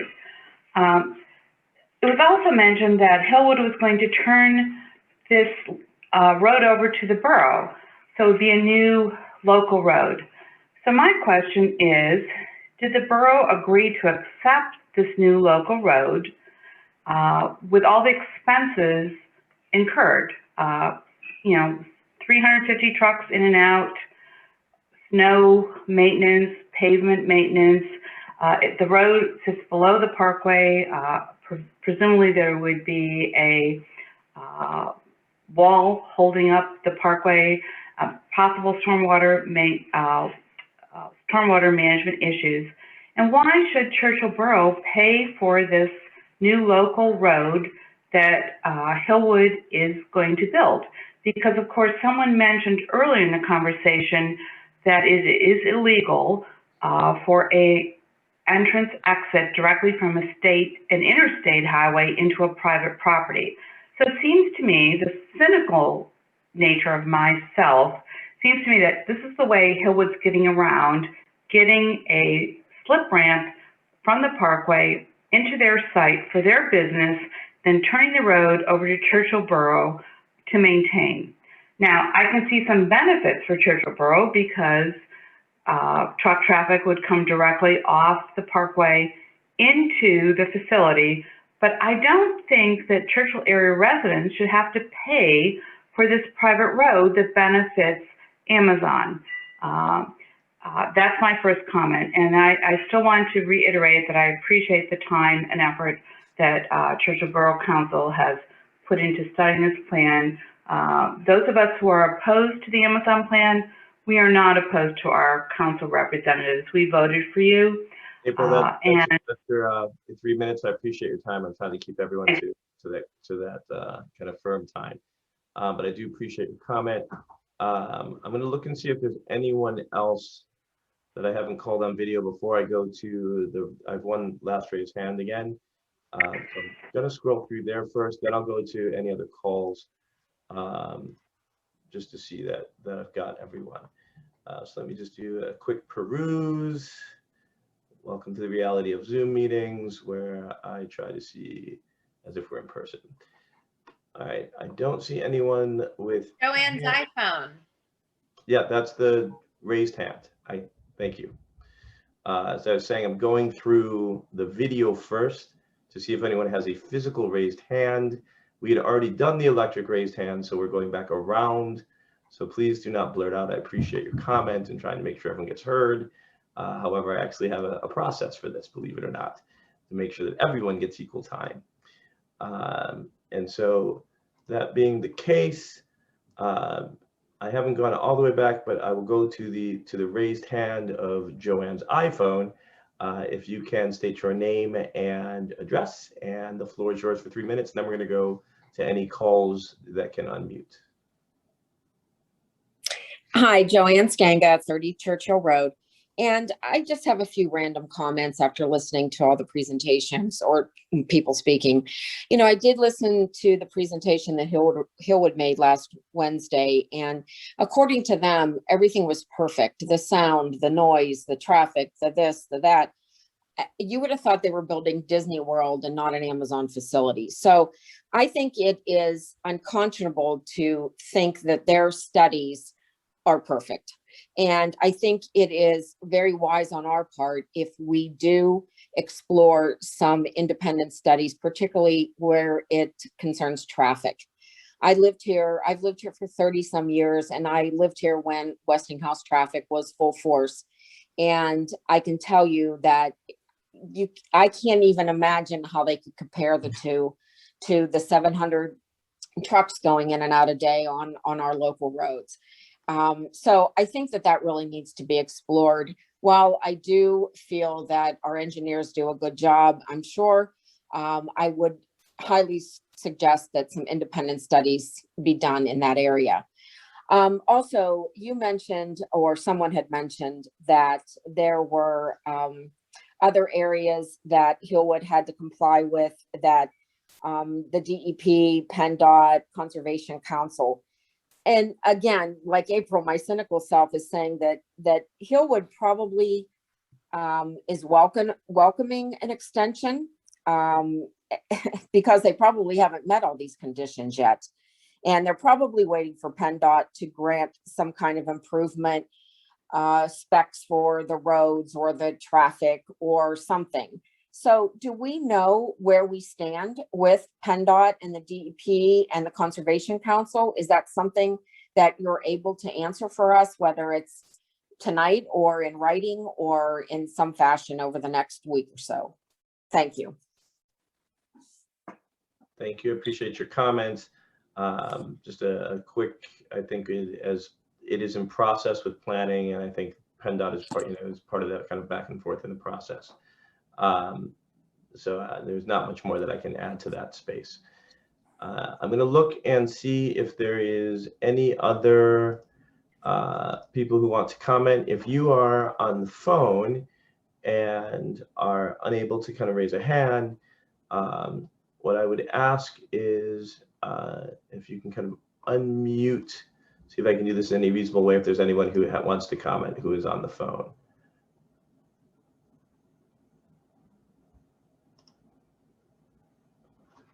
So I'm going to take it that I get off easy in that space. That then, believe it or not, completes public comment. At this time, we will move back to the rest of the meeting. I appreciate again everyone's comments. Again, as council, it's important for us to hear from you, to know what your concerns are. Many of them, I'm sure, the same as many council members, as we're all your neighbors, quite frankly. Having said that, we're going to move into some things that we have on the agenda, so we can start with our minutes and kind of move through the rest of our meeting here tonight. It's normally I did it again. I'm so consistent. Mr. President, I move that the council accept the meeting minutes from April 5th, 2021, the council workshop meeting, and the April 12th, 2021 council regular meeting. Second. Thank you. Is there any discussion? Hearing none, all in favor? Aye. Aye. Opposed? And minutes are accepted without opposition. Moving on to the treasurer's report. Mr. President, I move to accept the treasurer's report. Second. All right, thank you. Is there any discussion of said reports? Hearing none, all in favor? Aye. Aye. Opposed? And again, the treasurer's report is accepted without opposition. Moving on in terms of paying bills that have accrued since April 12th. Again, Mr. President, I move that we pay the bills. We may want to read the some of the bills that total 15,000 or more. We always do. Second. That falls with the discussion. Thank you for the second. As a matter of discussion, we always go through and read out any bills that are $15,000 or more, as they are larger expenditures, and quite frankly, our staff at the borough has done a great job of kind of increasing that to where we now really do anything from 15 or more, 10 to 15, and even though there's a slight typo, it's I think from 5 to 10. Is the last column that I'm looking at. I think I'm looking at an old one, so let me go to the right one. Thank you. And so just for clarity for everyone, this month we have Elkasan in the amount of $143,957.45. This is our quarterly payment for our treatment services. Then we've got Bigliotti Landscape and Construction in the amount of $21,427.44. That's both our salt storage as long as our maintenance fees. We have Gateway Engineers, who has a billing in the amount of $44,313.52. That's the April 2021 services, which we were able to get $25,306.02 reimbursed from Hillwood. Then we have the STS Traffic Systems services, which is $41,661, which also is a reimbursable grant for us in terms of our traffic systems. From the amount of 10 to 15,000, we also had Select Construction in the amount of $13,131.97. And that was a smoke study related to Collins Road Pump Station as we start to kind of move that forward. Again, that had a GROW grant that helped reimburse some of those funds. And then from the amounts of 5,000 to 10,000, we had Tucker Arnsberg attorneys, our solicitors, so that Gavin go on vacation, and the amount of $7,876.52.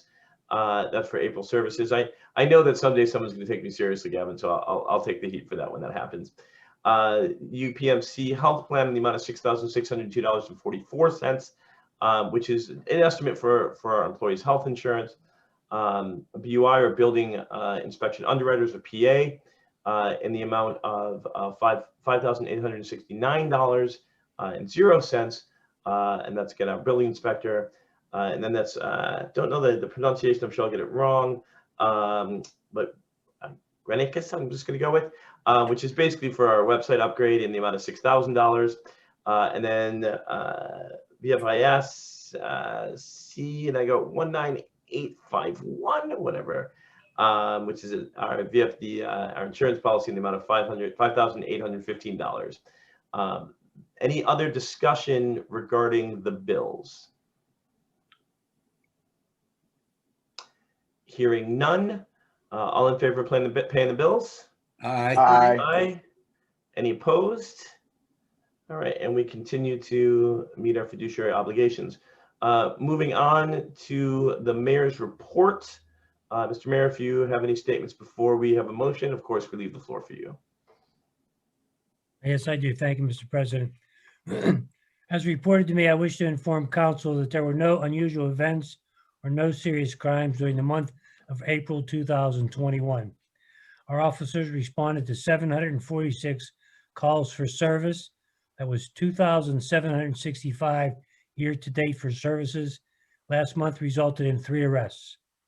Chief Ronald Ackerley has also reported to me that the total amount of the magisterial fines collected for the month of April 2021 was $1,241.89, bringing the year-to-date total to $3,584.93. The department's 5 police vehicles logged 5,388 miles in the past month. The chief also reported the annual Bunny Parade was held on Saturday, April 3rd, 2021. He thanked the mayor, Janet Paul, who served as the Easter Bunny, and the entire Recreation Board for their efforts and commitment. The parade was escorted by our officer, Jeff Hensler. The children and the residents were treated to some delicious treats. This annual event is one of the many special functions that Churchill Borough provides for its residents and sets us apart from other communities. On April 19, 2021, Mirati Construction, contracted by the Allegheny County, began a major roadway reconstruction project on Larmer Avenue in Wilkins Township. The project is slated to last more than a year with an estimated completion date of August 31st, 2022. During the construction, a rather lengthy 6.5-mile detour route around the project has been established, which will divert traffic up Churchill Road to Beulah Road and then southbound down Beulah Road back to the Tri-Borough Highway in Turtle Creek. In anticipation of the increased traffic through the borough during this time, specifically during the morning and evening rush hours, patrol officers have been directed to monitor traffic flow, paying close attention to travel speeds. The chief is urging residents along the detour route to be mindful of the potential for increased traffic, particularly when entering and exiting their driveways and out walking. Details of other related statistics concerning the police department during the month of April 2021 are reported on the attached police department reports. Thank you. Thank you. Appreciate the comment. Your report. At this time, I'd entertain a motion to accept the mayor's report. So moved. Thank you. Is there a second? A second. Any discussion? Hearing none. All in favor? Aye. Opposed? And the mayor's report is accepted without opposition. This moves us on to number 7 on the action items.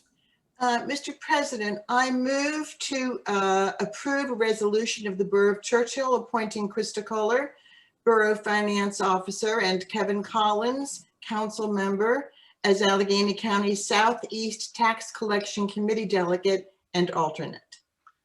Thank you. Second. Thank you. Quick on that second. Any discussion? Only to say is if we don't do enough time, Kevin is volunteering more time and Krista is working even harder. Any other discussion? Hearing none, all in favor? Aye. Aye. Opposed? And motion carries without opposition. This moves us on to number 8, since I didn't have anyone on infrastructures. Mr. President, I would like to consider a resolution 4519, which is a motion to approve the resolution of the Borough of Churchill authorizing and executing a reimbursement and maintenance agreement with PennDOT in the amount of $4,231, which is 20% of the total project cost for the construction of new sidewalk and pedestrian facilities. This is part of the State Route SR 210 updates and to bring the sidewalks into ADA compliance, and part of our sharing of that cost. It's also covered by PennDOT and some of the other municipalities that kind of share the area. I will let our wonderful engineer comment if there's anything additional there. Before we do any further, we've got to get a second. You've kind of rolled into discussion. Second. So there we go. Perfect. So we'll take any further discussion. You were so gracious to jump in. I didn't want to cut you off on that. But is there any further discussion? Dennis, anything you want to add to that space? Yeah, I'll just mention again that this is a result of the paving work that was completed by PennDOT previously. When they completed any paving through an intersection, it is required to update those the ramps to the most recent ADA code, and it is typical for them to look for an 80-20 split. They take 80% of the cost in relation to any local sidewalks or local ramps that they are reinstating. Thank you. Any other discussion? Hearing none, all in favor? Aye. Aye. Aye. Opposed? And motion carries without opposition. This moves us on to number 9. Mr. President, I move that we approve a resolution of the Borough of Churchill directing the Chief of the Churchill Police Department to establish a pre-arrest law enforcement assisted diversion, or LEAD, program centered around harm reduction that offers alternative pathways for low-level offenders and reduces unnecessary justice system involvement.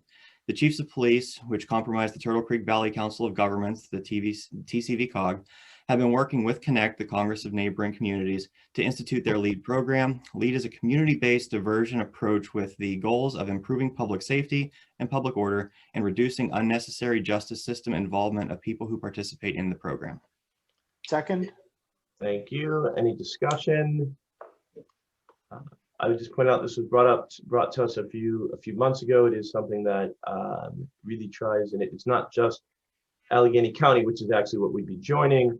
That there are programs like this that are trying to be instituted kind of nationwide through our current Department of Justice is also trying to push these kind of programs to stop people from being part of the criminal justice system, especially when they should not be given the kind of institutional racism that drives our criminal justice system, and trying to keep people out of having records for things like drug activity or prostitution or, basic, survival level crimes as well.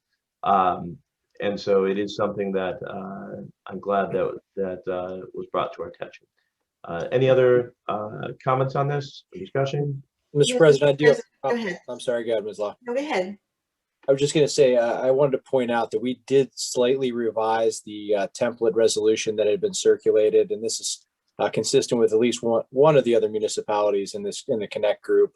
where technically this is not establishing this program, but it's actually exploring or investigating the establishment of that program in consultation with some of these other communities. So as originally presented to us, it was essentially to implement it, but it also sort of talked about how it was going to be a collaborative process with some of these other organizations and communities. So we just clarified the resolution. So what was read in the paragraph is just it's slightly different than the actual text of the resolution. Understood, and understood that this is a kind of joint community resolution versus some of them which have been individual departments. This is across the county to make this happen. Is there any other discussion on the matter? Yes, Mr. President, I just want to mention that I would encourage other council members to do some research on this subject. I think not only in terms of justice issues, but also in terms of the taxpayer issues. This pipeline that we've all been engaged in for so long is probably the most expensive way of dealing with the issues that we face. And I just think it's very important for citizens and for council members, of course, to become more informed on this subject, because we've been dealing with, in my opinion, an absolutely nonsensical system. So I applaud our participation. Alexa, turn on the office light. That everybody got to hear me turn on my office light. I agree with you 100% in that space, without a doubt. And I think for us in Churchill, and for the council that I know that we have been working with, I know that we're all in kind of the same space to see that happen. And you know, the idea of proactive versus reactive, you know, it costs a heck of a lot less to give people opportunity than it does to arrest them and put them in jail. So anything that we can do to move that needle, I am in favor of. Mr. President, are we intending to create a document? I know I read Etna Burroughs document. Will we create something like that? So I think post-resolution, the resolution itself goes out, and then whatever steps we want to take will be at our discussion, our pleasure. So excellent. Any other discussion? Mr. President? Yes, Mr. Mayor? If you would, if I could read something to bring council back up to date and let the residents also know with the LEAD program. It was just a little synopsis we had of the program. I'm just going to read it. It essentially gives you a little bit more information about what it's about, and it's not too long. I'll just jump right in. It's a non-punitive program that offers a different approach for people for whom the system is not as usual, is not working. The national experts indicate that this is no barrier, low threshold method of engagement is a key part of the success of this program. LEAD is a part of a continuum of emerging programs that change how we respond to crisis and community needs. LEAD can work in partnership with other initiatives such as mental health crisis response teams designated to respond to 911 calls about behavioral health issues. There's more and more, but that's kind of the gist of it. It's to stop that, you know, putting a tag on a young person and going into the system. I appreciate your comment. I think I can say with personal experience that the risk for young people, and particularly young Black people, in terms of contact with the police, and then that leading to you know, an unnecessary contact, leading to an unnecessary arrest, leading to an unnecessary conviction, leading then to unnecessary denial of opportunity. You know, we can start at the beginning of this, you know, and provide opportunity. You know, that's really, you know, that's really where we need to be. But this program at least tries to stop some of the unnecessary arrest, so it gets us somewhere. So exactly. I appreciate it. Any other comments from folks on council? Hearing none. All in favor? Aye. Aye. Opposed? And the resolution passes without opposition. This moves us down to a couple of discussion items. I think we got, you know, the same two on the clock all the time. I don't know if there's anything new to discuss in the world of Churchill Creek, other than to point out, and I think again, having heard from the solicitor kind of the process of where we're at, that the next public meeting to discuss the matter will be on Wednesday, June 2nd, 2021, which is another planning commission meeting. As we've tried to do with all of this, the related documents can be found on the website. In fact, so can previous related documents. Pretty much as we can put out, we're putting out, and including all the meetings that are available online as well. The other one, and I'm going to bring both these up, then I'll just kind of turn it to council if you have any items to actually discuss. The other one that is on the table was the Churchill Senior Community, and so that is the property at 37 Garden Terrace that Trek Development is looking at in terms of the senior housing. There'll be a public hearing on conditional use application on Monday, June 14th, 2021. Although I don't see a time for that. I assume same bat time, same bat channel, but I'll make Alex answer that question. Again, the documents are available online. Alex, same bat time? We plan to start it at 7 p.m. That's the same bat time, same bat channel. So I appreciate it. So that's 7 p.m. again for everyone who didn't hear that. And again, this is a complex where there will be about 20 duplexes, 40 units, with a mix of some 1 bedrooms and some 2 bedrooms designated for senior citizens. So I will turn it over. I don't know if there's any future or any further discussion that we need to have on either one of those right now, knowing that they both have upcoming kind of hearings in front of them. I have a comment. Dave Lexell here. Dave, sorry. Hey, Dave. Hey, Dave, sorry. The public comment part is over. I appreciate it, but at this time, it's only for council. So this is. I apologize. No worries. No worries. Trust me, the process of these kind of meetings, not everybody knows them, and not everybody's going to them. But it took me a long time to figure them out, and I've been going to them for 11 years as on council. So I get it, man. No worries at all. Any other comments from council on either one of these, knowing that we have the two publics in front? Yeah, Jay, I just wanted to jump in. One of the public comments was asked about the different response letters, I think from, PennDOT, EPA, et cetera, on some of the, obviously this has been in process for a while. Our engineers looked at stuff. There's been kind of comments back and forth to try to come to, I guess, solutions on some of these problems. I do believe those are posted online. There's quite a number of documents, but I did just go look and I was able to find a few of those. So, I guess if there's specific questions that people can't find, I'll try to double check with Alex and make sure all that stuff is posted. But I was able to locate a couple of those documents, just FYI, and so the public is aware.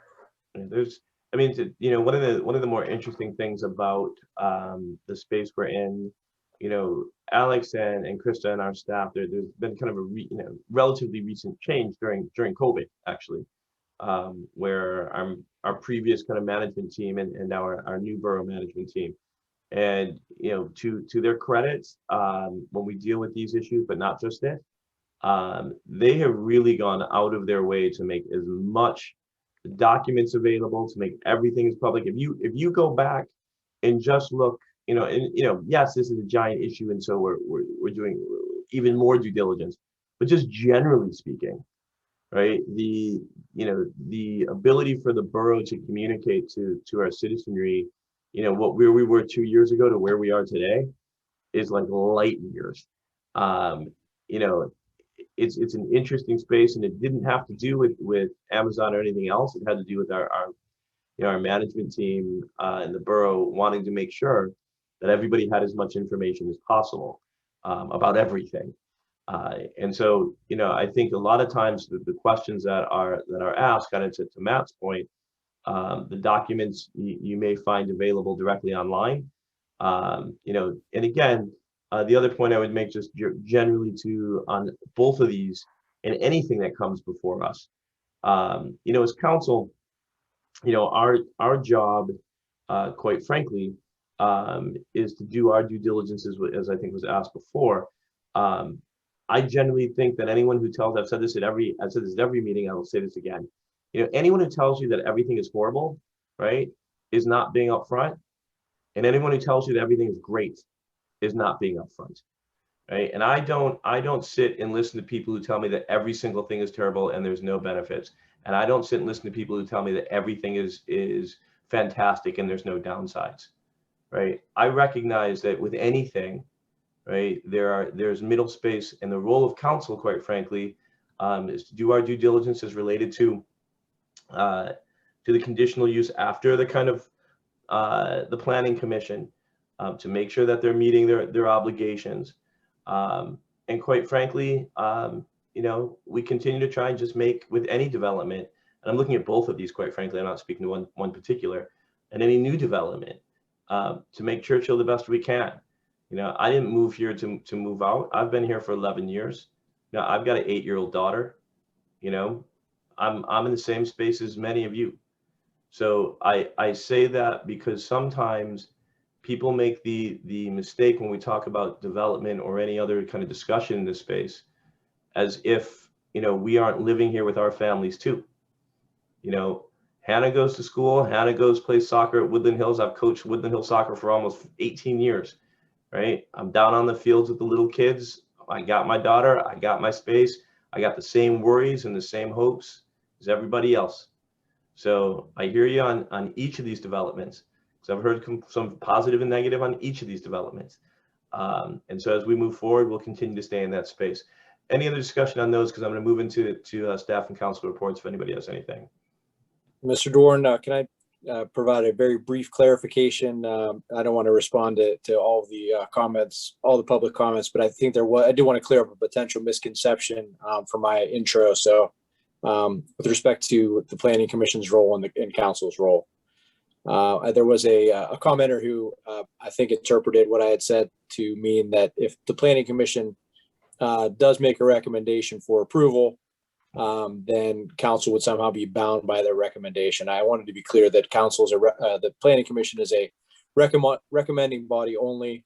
Council members will be able to make their own determination as to whether or not the applications, both for the Trek Development Senior Living Facility or community, and also for the Warehouse Distribution Center facility, whether they meet the criteria in the code. The only other thing I wanted to mention was there was a question, or maybe a couple questions, about the value of the public input. And I can't stress enough how valuable it actually is. It really, that testimony is part of the consideration. It is part of the evidence that goes towards the ultimate decisions by both the Planning Commission in the form of a recommendation, and ultimately before Borough Council. So that is an important role that the public plays. And I don't want to have misstated that there's this is somehow preordained. It is still, the burden is on the applicant to meet the criteria. And again, the public plays a role in that, in providing its own testimony and evidence. Thank you for the clarification. I appreciate that. So at this time, if there's not further discussion, we'll move into any discussion on council reports, anything that council members think is necessary to share.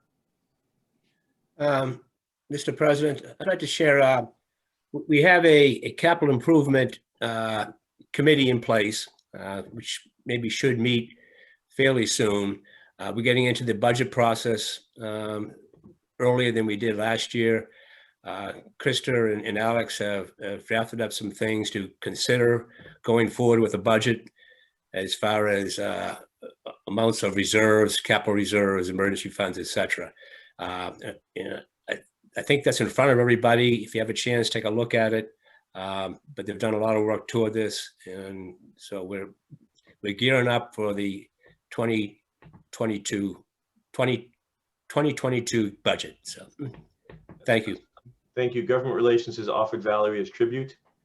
So if you know, for those who get the reference at least, but that is where we are. So I appreciate the work that you guys are all doing. Other particular comments? Infrastructure Committee, Diane's going to be representing us on the Capital Improvements Committee. We also had a meeting recently. Things went well. We're continuing to push forward to identify projects, and work with the capital improvements mindset for the future of our infrastructure. Anything else on committees before I start rolling around the table and let people say whatever they want in freelancing for council? All right. That being the case, what I'm going to do is roll through folks. Mr. Manager, anything that you'd like to comment before we all try to eat some dinner or do whatever it is we were doing before we got here? Yes, thank you for that privilege. And I do recognize people's time. I would like to just let the public know every comment is being handled in a way that it gets dispersed to not only the council and the planning commission, but to various consultants and sub-consultants who are in the review process. And they're very, very important to us. I'm to the point now where I'm almost spending an hour or so a day talking to residents and many hours a week processing those so that they're able to be cataloged and dealt with. Somebody had asked specifically about every question being answered. I can't impress upon people enough the need to be specific. We know traffic's going to be a challenge, but we need specific insights from your perspective, which we all don't have everybody's perspective entirely. That's why we're a community. And so I welcome specific comments. And some of you, I could just rattle off the names, but I won't take up much more time, have been so generous with your time and generous with your expertise and generous with your knowledge in providing very specific comments. So thank you. And I want to change gears on the second thing. In 1962, President John Kennedy set aside May 15th as Peace Officers Memorial Day, and the week where May 15th falls as it's called officially National Police Week. So it's a week where we set aside, and we know Memorial Day at the end of the month nationally for those who have given all in the act of serving the country. But these are for police officers. And again, since 1962, our country has every year recognized the week of May 15th as National Police Week. And I just want to thank the people who serve here in Churchill and thank council, most importantly, for providing the oversight, the civilian oversight necessary to make sure that they do their service to protect and serve to the highest standards. So just want to make sure people know that. Thank you. Thank you, Mr. Manager. I'm going to move my way kind of through. Mr. Solicitor, anything additional you would like to add to today? No, Mr. President, thank you.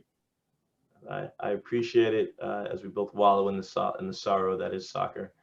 I will move forward to our engineer, also known as Felipe, for reasons that no one here will know, but he looks exactly like an old friend of mine named Felipe. Anything that you'd like to add to the conversation?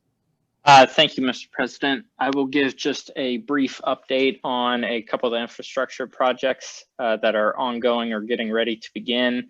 The first, the pump station replacement project that is expected to go to bid this month with a bid opening of June 3rd to be reviewed for potential award at the June meetings and construction this summer. Award documents were received for the Churchill paving program. We anticipate that pre-construction meeting will be held within the next week and a schedule will be discussed at that meeting. So we'll understand the schedule of the roads to be paved this year. The storm projects for this year, Kingsdale and Grand Boulevard, those are expected to start within the next month. And then we also performed an initial review of the Beulah Road culvert, starting from the outfall at Kingsdale Road. We were able to access a portion of that pipe, and the rest of it will be evaluated via CCTV. And then lastly, as was discussed in the bills, a payment was made to Solai Construction as they have already begun the repairs upstream of the pump station based on the smoke testing evaluation. now that that payment has been made, we can begin to work with the borough to receive reimbursement for the GROW grant that was received for that project. Standing, thank you. I may have stole the thunder of Public Works. Ralph, anything that Dennis didn't steal the thunder of that you'd like to add, other than the joy that we all bring on the pump station? No, we're all good. What's that? Thanks. No worries. I appreciate it. I know the work that's going on. I'm moving my way through. Krista, anything we got today? Mr. President, the only thing I have is, one comment that was made was about the timeliness of matter of documents and everything that come up online. We do try to get those uploaded as soon as possible. One thing with the videos, it is a timely process. Unfortunately, I can't say that we own the fastest computers in the world. So, for instance, the other day, the 4-hour planning commission meeting did take the entirety of a workday to get that up online. We do try to work as timely as possible, but if you do have a question and you are curious when that'll be available, please reach out. I'm more than happy to give you a time update or when to expect that. Thank you. I appreciate your work. Moving on to Mr. Mayor, and then we'll roll through council and then maybe even get home. Okay, thank you, Mr. President. You know what, just to start off, I thank all the residents who came on tonight and gave us their valuable comments. I can't say enough about that, but I'm going to take the opportunity, since we have a lot of people on tonight, which I don't get very often, to mention that there are a number of volunteer programs that we're trying to get up and running in the borough. Some of you may have seen the small crew of people that we've been able to get together. For example, picking up litter along our entrances and exits to the parkway. You notice the common garden area on the corner of Beulah and Churchill Road. And there are some other areas throughout the borough where we'd like to do some beautification projects. The thing about all that stuff is well, and I know I've talked with our borough manager, Alex, about even getting people together to volunteer to help some of the elderly residents in the community, whether it be a grass cutting here or there, or getting groceries or something. But we're looking for volunteers. So I would just ask anybody on this meeting tonight, if you think you can lend a hand in some way, my email address at the borough is pgamrat@churchillborough.com. Send me a note, a letter, something, and what you may be able to do to help us out. The volunteer can go a long way. So we're just, and I see a lot of people on here tonight who come and volunteer, but I hate to say this because I'm one of them. We're all getting pretty old. So I thank you for that.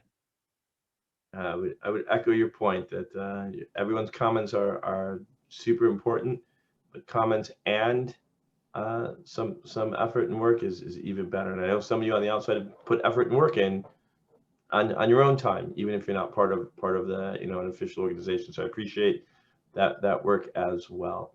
So I'm going to move through council. I'm going to do the Brady Bunch method of this, starting with Mr. Collins.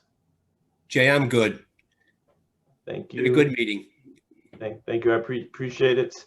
Ms. Greco. Yeah, I just want to thank everyone for their really informed comments, and they are important. So thank you. I live across the street from Westinghouse and Beulah, so I understand your concerns, and be assured that we will give this really, really careful study. Thank you. Mr. Castiglia.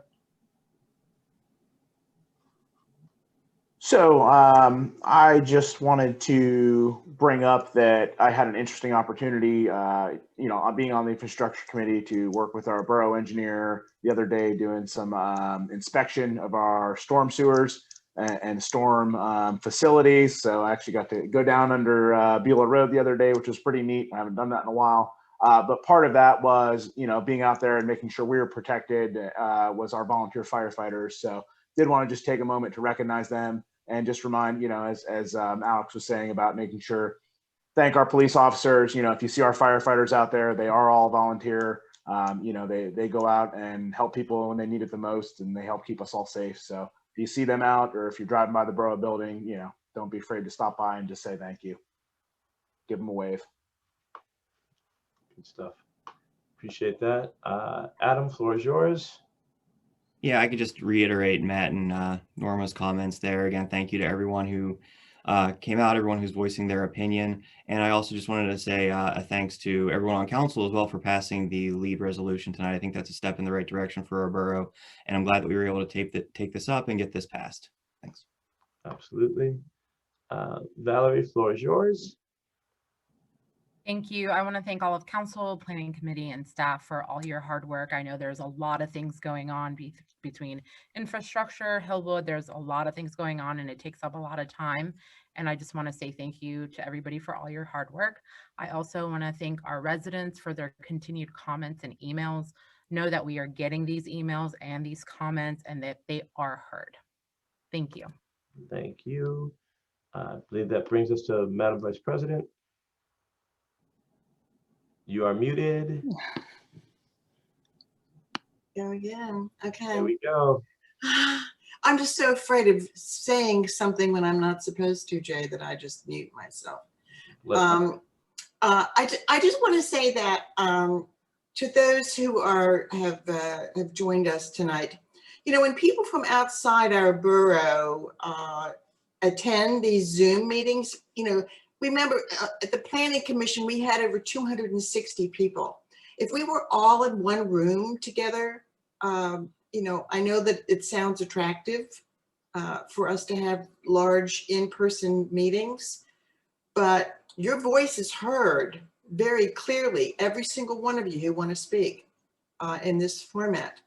And I just want to say, when people from outside our borough attend these meetings, maybe other professionals or, you know, people that the borough might be working with, we don't have a group of people who would, you know, yell insults or throw shoes or tomatoes or anything else. What we have is a population of very intelligent, articulate, curious, self-confident people who express themselves.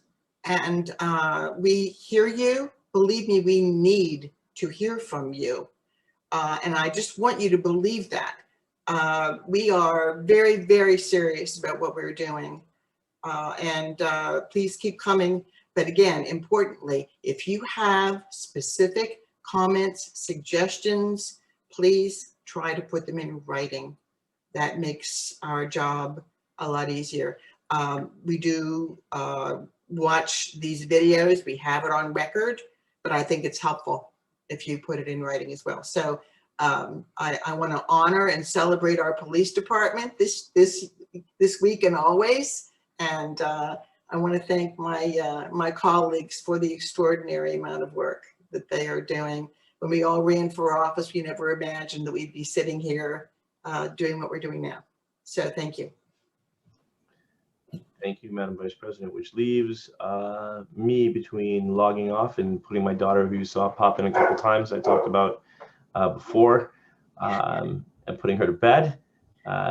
So I will try and make this brief. A couple of very quick points. Point number one, to all of our residents, I want you to understand how much I personally appreciate you. Irrespective of what my personal thoughts are, which I have not disclosed to anyone on development, irrespective of how people, you know, are passionate or not passionate, you know, I appreciate y'all, because this is why I moved to Churchill. You know, I have seen a lot of, I've been on council now for 11 years. I moved here in 2009, came on council in 2010, right? It was a conscious decision for a very different reason, actually, than development. But I came on council because I knew there were certain things that I wanted to see change, and that this particular community had a history, and a history that I wanted to actively change. So, you know, I appreciate it, right? I also appreciate the way in which everyone is voicing their opinions, right? Because this is an emotional issue, right? And so, you know, true to Churchill, you know, people are voicing this in a way that is generally respectful, right? That is trying to argue points on, you know, whether their information is skewed one way or another way. They're trying to argue what is in the best interest of Churchill. I don't think any of the comments that I hear, whether at meetings or on the street or anywhere else, are with any other interest than what is best for Churchill. And so I appreciate all of you for that space. I would add to that, right, that's the same place that your council people are at, right? That they're doing the exact same thing you are. Right? They are trying to figure out what is best for Churchill. Right? That is their role. That's why you elected them. That is why they are here. And they really are. We're not, your council people are not naive, right? They're not on like some payroll for some company, right? They're just trying to figure out what's best for Churchill, just like everybody else. So that's the first thing. And to that end, I appreciate council and our residents for the work. And then quite frankly, our staff, because they're busting their behind to really get all of you as much information as they can. It's not easy, right? This is not an easy process. Quite frankly, irrespective of where we come in on the development itself, most of the time, right, this much information and this much research isn't being done by this small of a group, right, with this small of a budget, and so, we are, as you are, doing everything we can to do due diligence, irrespective of what decision is made. The last thing that I will comment on is that Woodland Hills has a Little League soccer. Just letting you know, we're awesome. U10 girls, promised my daughter I'd say this. Undefeated, crushing people 8-0. My daughter's a goalkeeper and kept a clean sheet for the last 5 games. That's all I'm saying. At this time, I would entertain a motion to adjourn. So moved. Thank you. Is there a second? Second. All right, game, set, match. Thank you all for coming out. Clean sheet, unlike Tottenham or Arsenal. All right, that's all I got. Good night, everybody. Thank you all for coming out. Thank you. Night. Thanks, everyone.